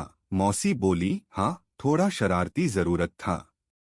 ऊपर से चिल्लाता जरूर था वह, मगर उसका हृदय बहुत पाक साफ था। इतना भला लड़का मैंने कहीं नहीं देखा। और वे रोने लगी। मेरा जोय भी ऐसा ही था। हर तरह की शरारतें करता था, मगर स्वार्थ या और कोई बुराई उसे छू तक नहीं गई थी। मैंने उसे क्रीम खाने के लिए पीटा और मुझे याद भी न आया कि मैंने खुद ही क्रीम खराब हो जाने के कारण फेंक दी थी। ओह, अब मैं उसे कभी न देख सकूंगी, कभी नहीं, कभी नहीं। और श्रीमती हार्पर बुरी तरह सिसकने लगी। मेरे ख्याल से टॉम जहां भी होगा, मजे में होगा, सिड बोला। अगर ऐसा होता तो चुप रह सिह, मौसी ने क्रोधपूर्ण स्वर में कहा। मेरे टॉम के खिलाफ कुछ भी कहेगा तो अच्छा न होगा। अब वह हमेशा के लिए जा चुका है। वह जहां भी रहेगा, ईश्वर उसकी रक्षा करेगा। मेरी समझ में नहीं आता, श्रीमती हार्पर, कि मैं उसे कैसे भुलाऊं, कैसे भुलाऊं। वह मेरे बूढ़े हृदय को बहुत सताता था, मगर कितना प्यार भी करता था वह मुझे। वे दोनों रोती रहीं, एक दूसरे को सांत्वना देने की कोशिश करती रहीं। टॉम भी बिस्तर के नीचे पड़ा सिसकियां भरने लगा था। मेरी की सिसकियां साफ सुनाई पड़ रही थी उसे। रह रहकर इच्छा हो रही थी उसकी कि बिस्तर के नीचे से निकलकर मौसी से लिपट जाए, किंतु अपने को काबू में किए हुए था वह। टॉम पड़ा सारी बातें सुनता रहा। उन बातों में उसे पता चल गया कि गांव वालों ने समझ लिया है कि वे तीनों डूब गए हैं। उनकी लाशें खोजने की बराबर कोशिश हो रही है, मगर रविवार तक लाशें नहीं मिलेंगी तो सारी आशा छोड़ दी जाएगी और चर्च में उनके लिए मातम मनाया जाएगा और उनका अंतिम संस्कार किया जाएगा। श्रीमती हार्पर ने सिसकते हुए मौसी को नमस्कार किया और चली गई। सिड सिसकता हुआ अपने कमरे में चला गया। मेरी बुरी तरह रोती हुई कमरे से बाहर चली गई। मौसी घुटनों के बल बैठकर टॉम के लिए प्रार्थना करने लगी। इतनी वेदना, इतना गहरा दुख और टॉम के प्रति इतना अथाह प्यार छलक पड़ रहा था उनके स्वर में कि टॉम के लिए अपने को संभाल पाना कठिन हो रहा था। प्रार्थना के बाद वे बिस्तर पर लेट गई और थोड़ी देर तक जाने क्या क्या बड़बड़ाती रहीं। फिर बिल्कुल शांत हो गईं। नींद से उनकी आंखें मुंद गई थी। टॉम ने निकलकर पहले तो अंजीर के पत्ते को मोमबत्ती के निकट रख दिया। फिर उसे जाने क्या सूझा कि पत्ते को उठाकर उसने अपनी जेब में रख लिया, झुककर मौसी के मुरझाए हुए होठों को चूम लिया और कमरे से बाहर हो गया। तट पर पहुंचकर वह एक नाव पर सवार हो गया और अपने साथियों के पास चल पड़ा। जिस समय वह द्वीप पर पहुंचा, हकिल और जोय उसी के बारे में बातें कर रहे थे। जोय कह रहा था, नहीं नहीं हकिल, टॉम ऐसा नहीं है। वह हमें छोड़कर कहीं नहीं जा सकता। और तभी टॉम ने बड़े नाटकीय ढंग से दस्यु शिविर में प्रवेश कर अपने साथियों को आश्चर्य में डाल दिया। दिन भर वे तीनों उछलते कूदते रहे, किंतु धीरे धीरे हर खेल से जी भर गया उनका और वे अपने अपने विचारों में खो गए। अनजाने ही टॉम पैर के अंगूठे से बालू पर बैठा बेकी लिखता रहा। जोय हार पर बैठा अपने घर के बारे में सोच रहा था। इतना द्रवित हो गया था वह कि आंसू उसकी आंखों की ड्योढ़ी पर आ टिके थे। हकिलबरी भी बहुत उदास दिख रहा था। जोय बालू में एक सींग से छेद करता देर तक बैठा रहा और फिर अंत में बोल उठा, मैं तो भैया अब मर जाऊंगा। इस एकांत में मुझसे न रहा जाएगा। धीरे धीरे तुम्हें यहाँ अच्छा लगने लगेगा। जोय, टॉम बोला, सोचो यहाँ मछली मारने में कितना मजा आता है। गोली मारो मछली मारने को। मैं तो मर जाऊंगा, मगर ओए, तैराकी के लिए इससे बढ़कर कोई स्थान नहीं है। मुझे नहीं करनी है तैराकी वैराकी। मैं तो बस मर जाना चाहता हूँ। तो बच्चू जी अम्मा को देखना चाहते हैं, व्यंग्य किया टॉम ने। हाँ हाँ, मैं अपनी माँ को देखना चाहता हूँ। तुम्हारी माँ होती तो तुम भी उसे देखने के लिए तरसते। गुस्से से कहा जोय ने। ठीक है, इस रोने बच्चे को हम घर चला जाने देंगे, है न हकिल? हम लोग भैया यहीं रहेंगे, अनमने भाव से हकील ने हाँ कह दिया। इस जीवन में अब मैं तुमसे कभी बात न करूंगा। और वो उठकर अपने कपड़े पहनने लगा। किसे परवाह है तेरी, इतने में हकील भी बोल उठा, मैं घर जाऊंगा टॉम, और वह भी अपने कपड़े उठाने लगा। टॉम अकड़ा बैठा रहा, किंतु वे दोनों काफी दूर निकल गए तो उन्हें रोकना ही पड़ा। अब उसने अपने अंतिम अंक के रूप में अपनी नई योजना बताई, जिसे सुनकर जोय और हकील उसके साथ रुके रहने को तैयार हो गए। इधर गांव में बड़ी उदासी छाई हुई थी। गांव के उन तीनों बच्चों का अभी तक कोई पता नहीं लग सका था, इसलिए मातम की तैयारियां शुरू हो गईं। सारे गांव में असाधारण सन्नाटा छाया हुआ था। बेकी बैंकर दोपहर तक उन स्थलों पर घूमती रही जहां कभी उसने टॉम के साथ बातें की थीं, जहां उसके साथ वह खेली कूदी थी। टॉम के साथ अपने व्यवहार पर अत्यधिक दुख हो रहा था उसे। वह टॉम को याद करके सिसक सिसक पड़ती थी। रविवार को सुबह संडे स्कूल का समय समाप्त होने पर चर्च का घंटा असाधारण रूप से बजने लगा। गांव के लोग चर्च में इकट्ठे होने लगे। देखते ही देखते चर्च का हॉल ठसाठस भर गया। अंत में पाली मौसी सिड और मेरी के साथ आईं।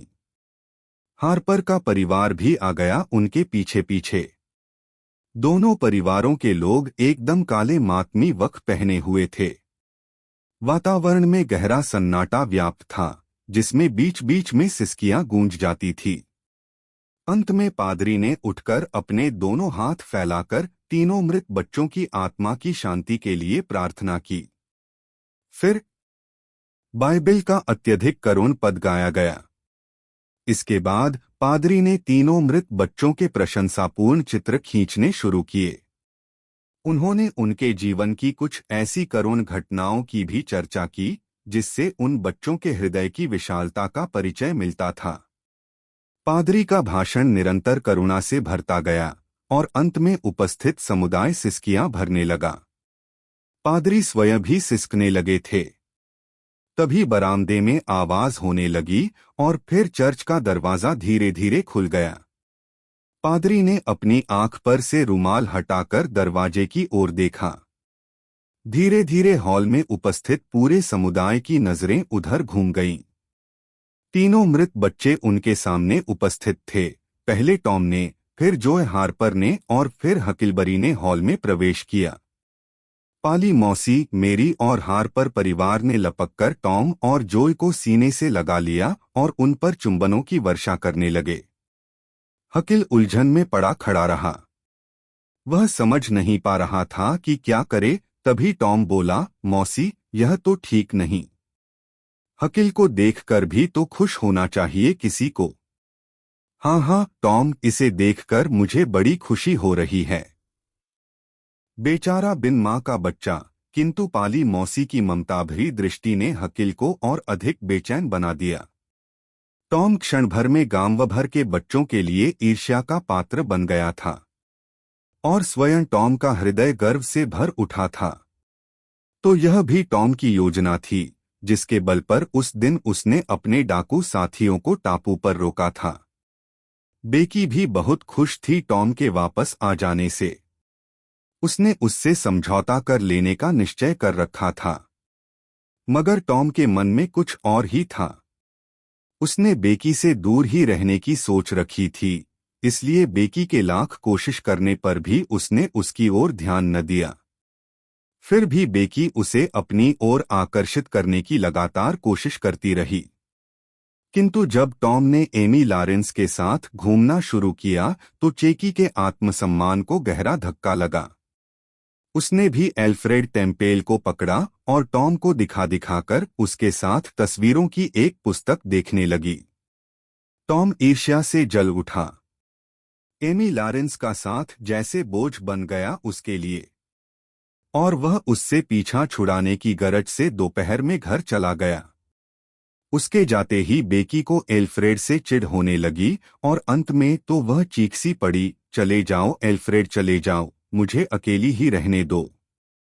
मैं तुमसे घृणा करती हूँ। एल्फ्रेड चौंकसा पड़ा। किंतु वह सारा मामला समझ चुका था।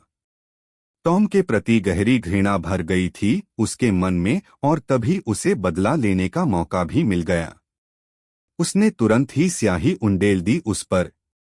बेकी ने सब कुछ देखा।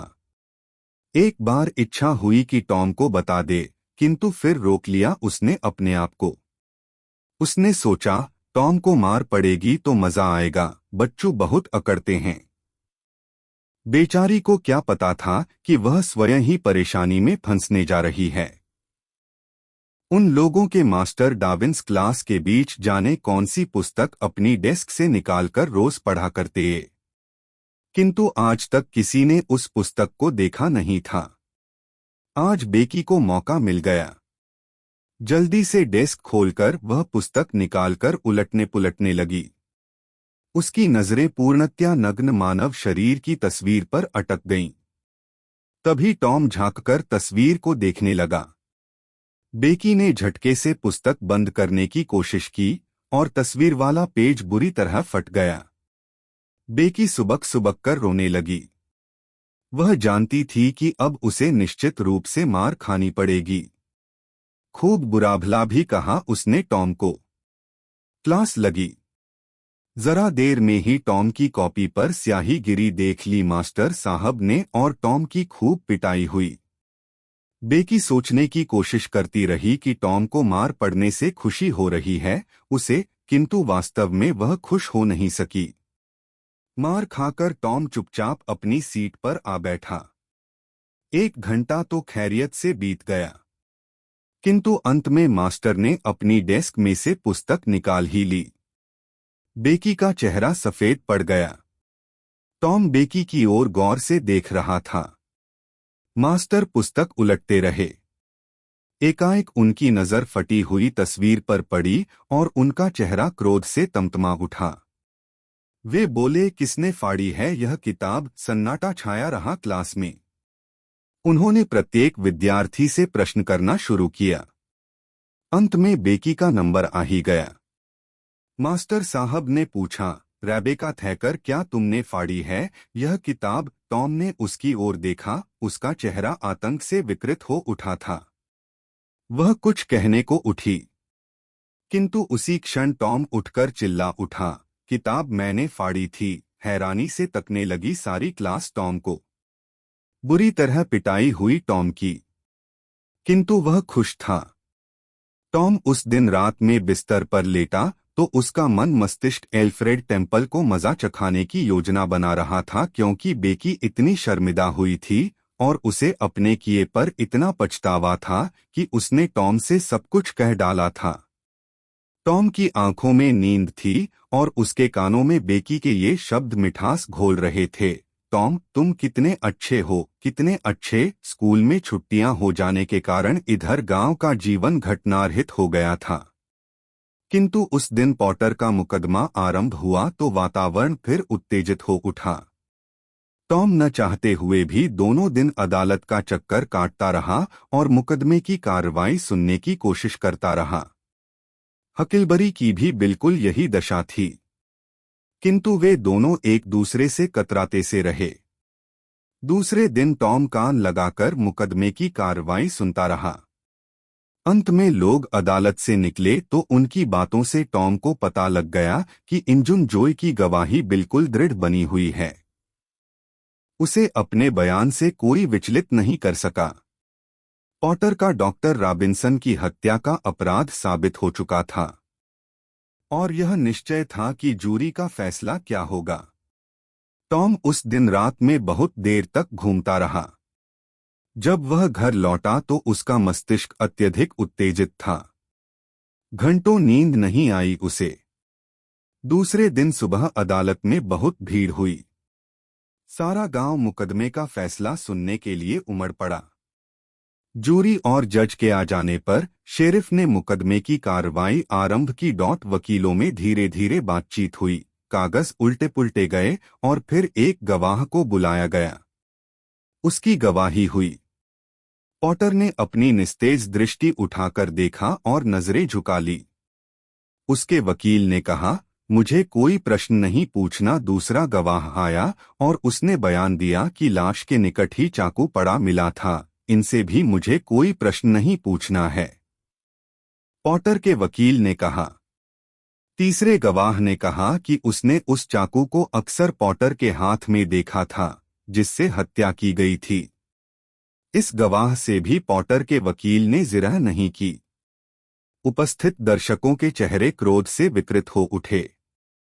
उनको समझ में नहीं आ रहा था कि वकील अपने मुवक्किल की जान बचाने की कोई भी कोशिश क्यों नहीं करना चाहता। गवाह आते गए और गवाही देते गए, किंतु पॉटर के वकील ने किसी से भी जिरह नहीं की। गहरा असंतोष छा गया दर्शकों में। सबूत पक्ष का वकील हत्या संबंधी सारी परिस्थितियों को साबित करके अपने स्थान पर बैठ गया। पॉटर के मुंह से एक कराह निकल गई और उसने अपने हाथों में मुंह छिपा लिया। अब पॉटर के वकील ने कहा, हुजूर, मुकदमे के आरंभ में मैंने यह दलील दी थी कि हमारे मुवक्किल ने शराब के नशे में हत्या की थी और उस समय वह अपना होशवास में नहीं था। लेकिन अब हमने अपना इरादा बदल दिया है। बचाव के लिए अब हम यह दलील नहीं देंगे। फिर चपरासी की ओर मुड़कर उसने कहा, टॉमस सायर को बुलाओ। दर्शक आश्चर्यचकित रह गए। पॉटर भी आश्चर्य से नजरें उठाकर देखने लगा। टॉम ने आकर गवाहों के कटपरे में अपना स्थान ग्रहण कर लिया। उसे शपथ दिलाई गई, टॉमस सायर, 17 जून को आधी रात के समय तुम कहाँ थे? टॉम ने इंजुन जोय के कठोर चेहरे की ओर देखा। उसकी जबान कुछ भी कहने से इनकार करने लगी। दर्शक सांस रोके सुन रहे थे। थोड़ी देर तक टॉम कुछ कह नहीं सका। फिर धीरे धीरे साहस बटोरकर उसने कहा, कब्रिस्तान में, जरा जोर से कहो, डरो नहीं। कहाँ थे तुम? कब्रिस्तान में। इंजुन जोय के चेहरे पर एक कुटिल मुस्कुराहट फैल गई। थे? क्या तुम हार्स विलियम की कब्र के निकट ही कहीं? जी हाँ। जरा जोर से बोलो। कितनी दूर थे तुम विलियम की कब्र से? जितनी दूर इस समय मैं आपसे हूँ। तुम छिपे हुए थे या नहीं? हाँ, मैं छिपा हुआ था, एक पेड़ के पीछे। इंजुन शून्य में ताक रहा था। कोई तुम्हारे साथ था? हाँ, मैं वहाँ। रुको रुको, तुम्हें अपने साथी का नाम बताने की कोई जरूरत नहीं है। हम उसे उचित समय पर पेश करेंगे। तो तुम लोग अपने साथ कोई चीज भी ले गए थे? टॉम चक्कर में पड़ा खड़ा रहा। बोलो मेरे बच्चे, डरो नहीं, सत्य की हमेशा कद होती है। क्या ले गए थे तुम अपने साथ? केवल एक मरी हुई बिल्ली। धीरे से हंस पड़े सब लोग। हम लोग उस बिल्ली की ठठरी अदालत में पेश करेंगे। अच्छा बेटे, अब बताओ, वहां तुमने क्या देखा? कोई बात छिपाना नहीं, टॉम ने हिचकते हिचकते कहना शुरू किया।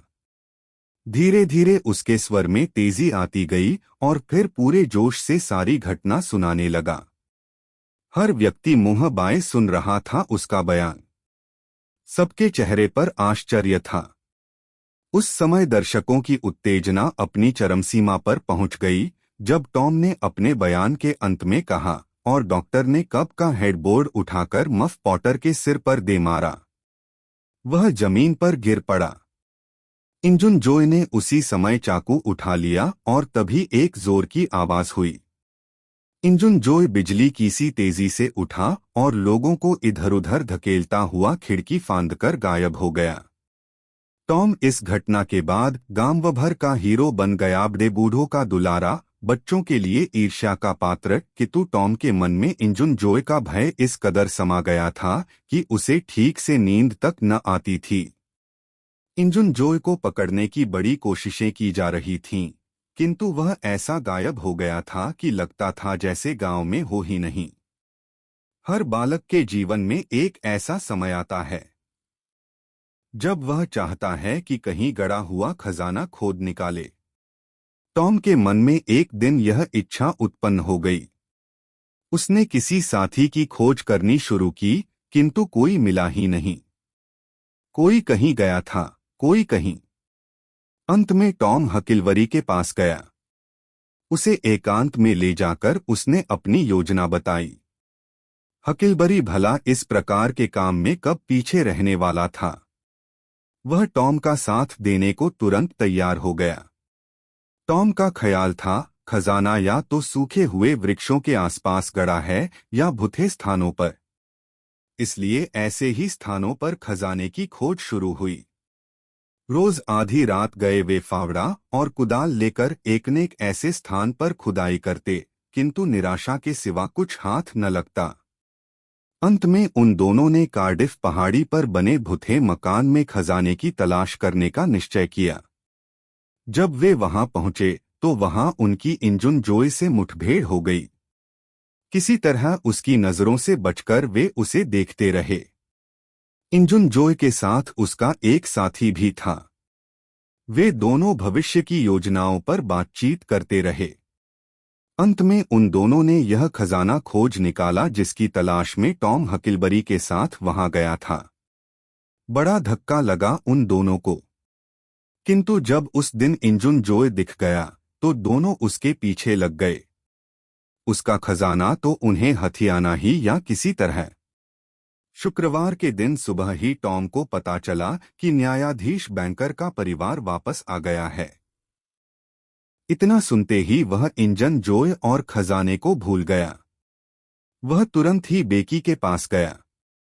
दोनों खेलते रहे देर तक साथ साथ। शाम को बेकी ने अपनी माँ से जिद करना शुरू किया कि अगले दिन पिकनिक पर जाने का इंतजाम कर दे। उसकी माँ मान गई और तुरंत ही पिकनिक की तैयारी हो गई।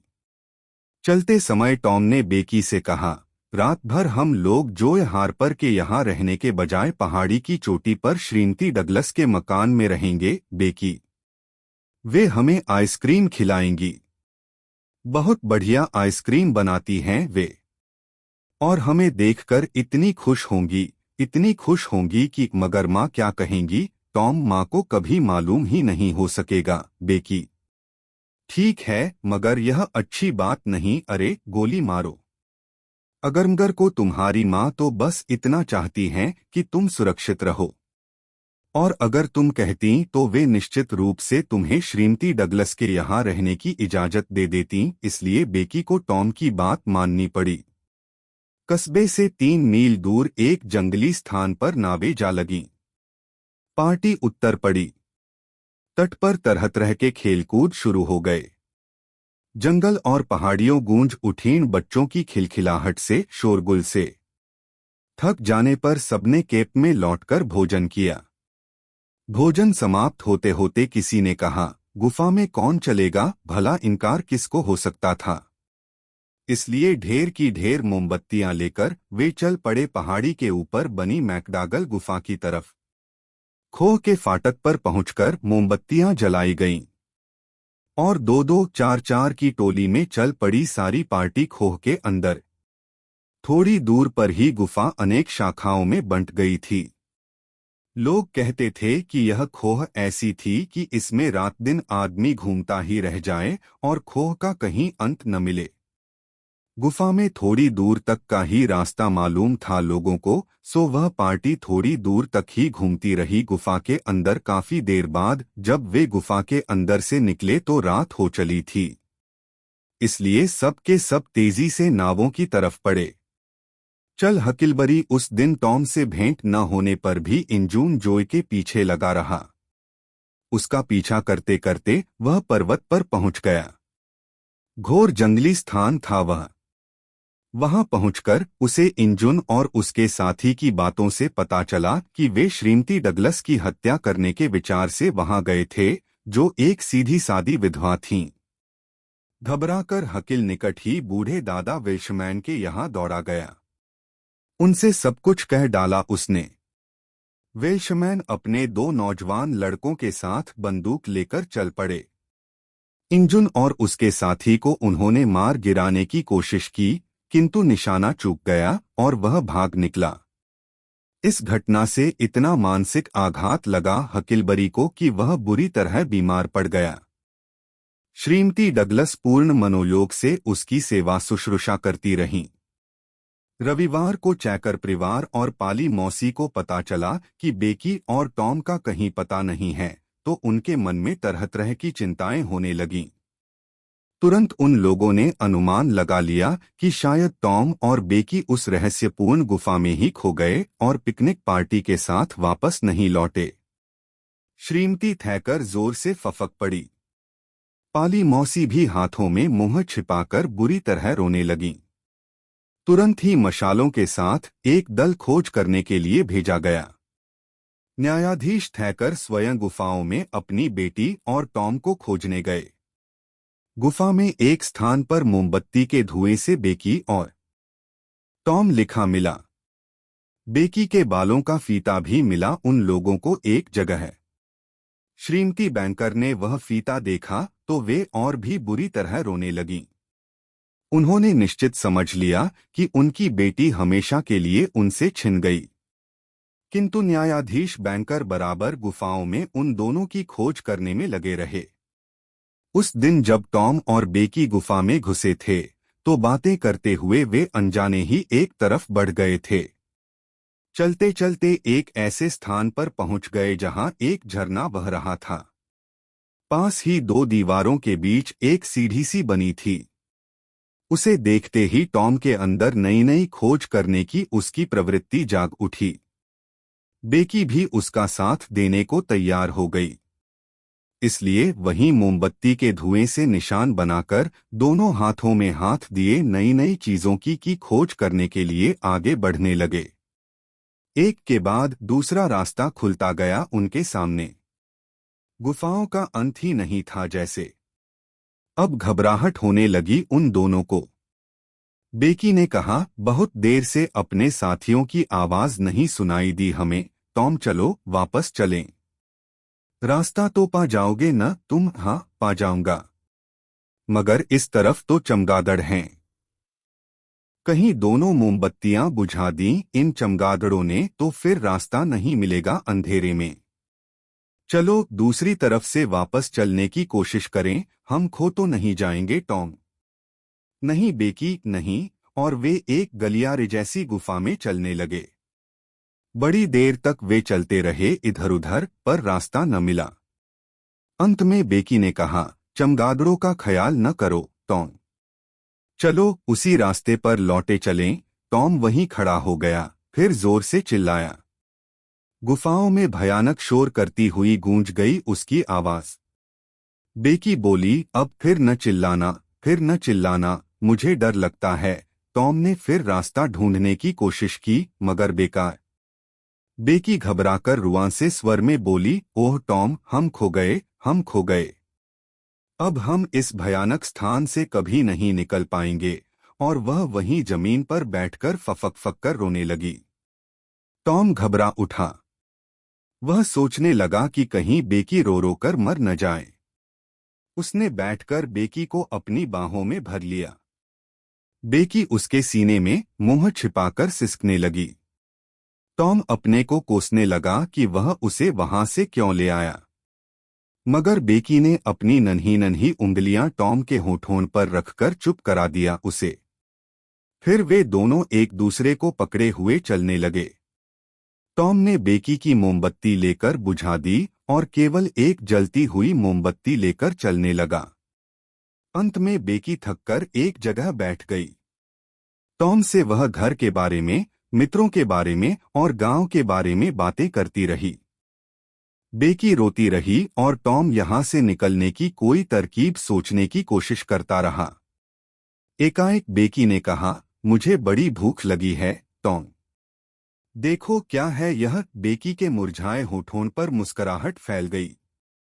वह बोली, हमारे विवाह का केक है यह, है न टॉम? दोनों विचारों में खोए हुए खाते रहे धीरे धीरे। बेकी बोली, जब वे हमें नहीं पाएंगे तो हमें ढूंढने की कोशिश जरूर करेंगे। हाँ निश्चित रूप से वे हमें ढूंढेंगे। वे कब जान पाएंगे टॉम कि हम लोग खो गए हैं?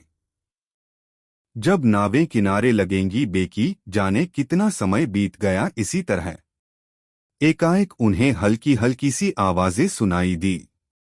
कुछ आशा जगी मन में, किंतु फिर कोई आवाज ना ही सुनाई दी। वे एक जलस्रोत के निकट जा बैठे। बेकी उसकी बाहों के सहारे बैठी सिसक रही थी। एकाएक टॉम को एक तरकीब सूझ गई। उसे पास ही कई रास्ते दिख रहे थे, इसलिए जेब से पतंग की डोरी निकालकर उसने एक स्थान पर बांध दिया और बेकी को साथ लेकर एक तरफ चलने लगा। किंतु उन्हें रास्ते में एक गधा खड़ा दिखा और लौटकर फिर से उन्हें जलस्रोत के निकट ही बैठ जाना पड़ा। टॉम ने फिर कोशिश की एक बार, किंतु वह थोड़ी ही दूर गया होगा कि एक आदमी एक कोने से हाथ में मोमबत्ती लिए हुए निकला। उसे देखते ही टॉम भय से कांप उठा। वह इंजुन जोय था। टॉम लौट आया अपने पुराने स्थान पर। अब उनकी मोमबत्ती भी खत्म हो चुकी थी। गहरे अंधकार में बैठे थे वे दोनों। टॉम ने बेकी को फिर चलने के लिए कहा तो उसने इनकार कर दिया। कहने लगी कि वह जहां है वहीं बैठी बैठी मर जाएगी। टॉम जिधर जाना चाहता हो जाए, वह उसका इंतजार करती रहेगी।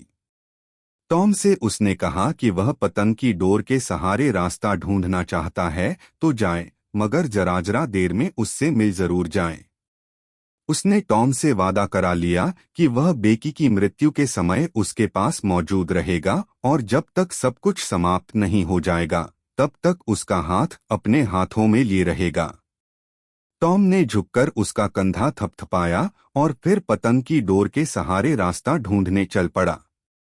उधर सेंट पीटर्सबर्ग में बड़ी उदासी छाई हुई थी।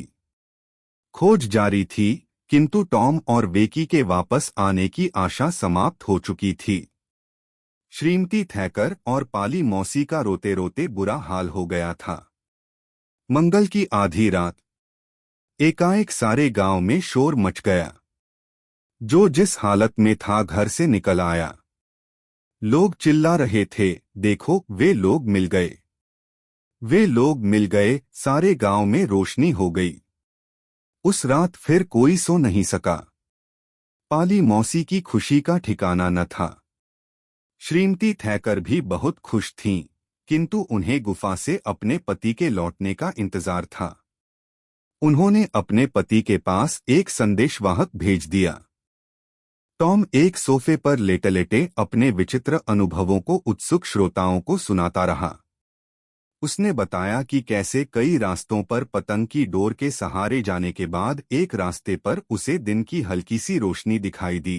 कैसे रेंग रेंग कर आगे बढ़ने के बाद गुफा से निकलने का एक छोटा सा रास्ता उसे दिखा और मिसिसिपी नदी बहती दिखाई दी। और फिर कैसे बेकी को लेकर एक लंबे समय के बाद वह दिन की रोशनी में आया।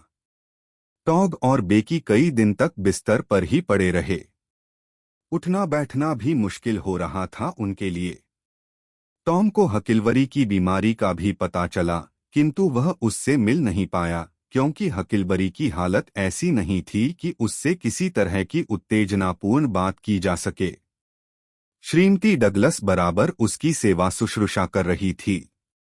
उस दिन जब न्यायाधीश थैकर ने बताया कि उन्होंने गुफा के दरवाजे पर एक लोहे का दरवाजा लगवा दिया है तो टॉम का चेहरा फक हो गया। जल्दी से पानी पिलाया गया उसे तो उसका मन शांत हुआ। न्यायाधीश चैकर ने पूछा, क्या बात थी बेटे टॉम? इंजुन जोय गुफा में है। मिनटों में यह खबर कस्बे भर में फैल गई। बेरकेढेर आदमी मैकडागल की गुफा की तरफ चल पड़े। टॉम न्यायाधीश बैंकर के साथ था। गुफा का दरवाजा खोला गया। इंजुन का मृत शरीर पड़ा हुआ या दरवाजे पर ही। उसका चेहरा दरवाजे की ओर था, जैसे वह मरते समय भी बाहर की रोशनी देखने की कोशिश कर रहा था। इंजुन का चाकू उसके निकट पड़ा हुआ था। उसका फल टूटकर दो हो गया था। शायद उसने चाकू से दरवाजे के कुलावों को काट डालने की कोशिश की थी। उसे गुफा के निकट ही दफना दिया गया। कुछ दिन बाद एक दिन सुबह ही टॉम ने हकिलबरी को बताया कि उसका ख्याल है कि वह खजाना गुफा में ही है जिसे इंजुन पा गया था। बस फिर क्या था, चल पड़े वे दोनों खजाने की खोज में। टॉम हकिल को उसी रास्ते से गुफा के अंदर लिवा ले गया जिससे वह बेकी को लेकर निकला था।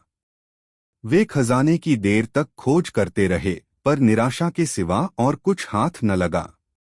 किंतु एकाएक उन्हें वहां लकड़ी का एक संदूक दिखाई दिया।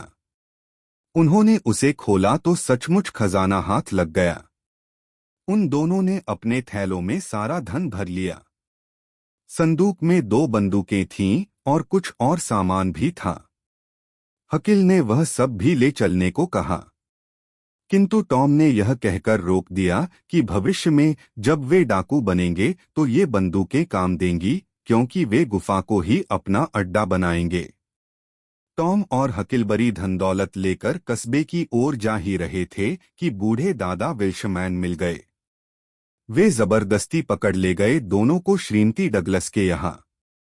गांव के सभी बड़े बड़े लोग वहां मौजूद थे। टॉम और हकिलबरी को नहला धुलाकर नए कपड़े पहनाए गए। फिर पार्टी शुरू हुई।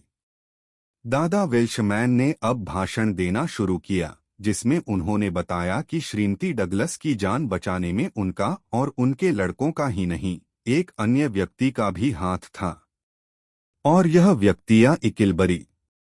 श्रीमती डगलस अत्यधिक कृतज्ञता से देखने लगी हकील की ओर।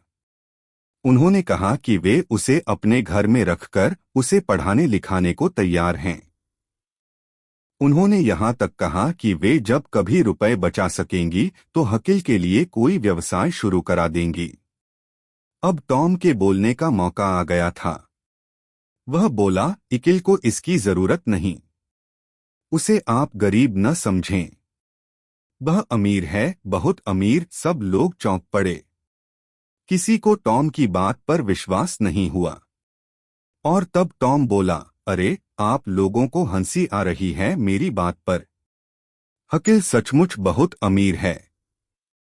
मैं आप लोगों को दिखा सकता हूं। और वह दरवाजे की ओर दौड़ गया।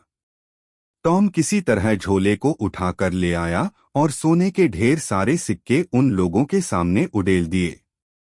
देखिए, मैंने आपसे कहा था न। इसका आधा हकील का है और आधा मेरा। लोग आश्चर्य से आंखें फाड़े देखते ही रह गए। बहुतों ने तो कभी इतने सारे सिक्के एक साथ देखे ही नहीं थे। सिक्के गिने गए। $12,000 थे। श्रीमती डगलस ने हकील के रुपयों को 100% ब्याज पर उधार दिला दिया और पाली मौसी के अनुरोध पर न्यायाधीश बैंकर ने टॉम के धन का भी इसी तरह उपयोग करवा दिया। इस तरह दोनों को $1 प्रति सप्ताह की आमदनी हो गई। न्यायाधीश बैंकर टॉम की प्रशंसा करते न यकते थे। उनका कहना था कि टॉम के स्थान पर और कोई साधारण लड़का होता तो कभी उनकी बेटी को गुफा के बाहर नहीं ला पाता। वे चाहते थे कि टॉम एक महान वकील या सेनानी बने। और हकील को श्रीमती डगलस भी एक महान व्यक्ति बनाना चाहती थी। उसे अब साफ सुथरा रहना पड़ता, छुरिट्टी से भोजन करना पड़ता और पढ़ना लिखना पड़ता। हकील के लिए यह सब कुछ एक असरा बंधन, एक भयंकर बोझ बन गया। 3 हफ्ते तक वह ये सारे कष्ट उठाता रहा और फिर एक दिन श्रीमती डगलस के यहाँ से गायब हो गया। श्रीमती डगलस ने उसकी बहुत खोज करवाई किंतु कहीं पता न लगा। टॉम भी ढूंढने निकला और उसने खोज ही निकाला उसे। पुराने बूचड़खाने के पीछे एक गंदी सी छायादार जगह पर पड़ा सो रहा था हकिलबरी।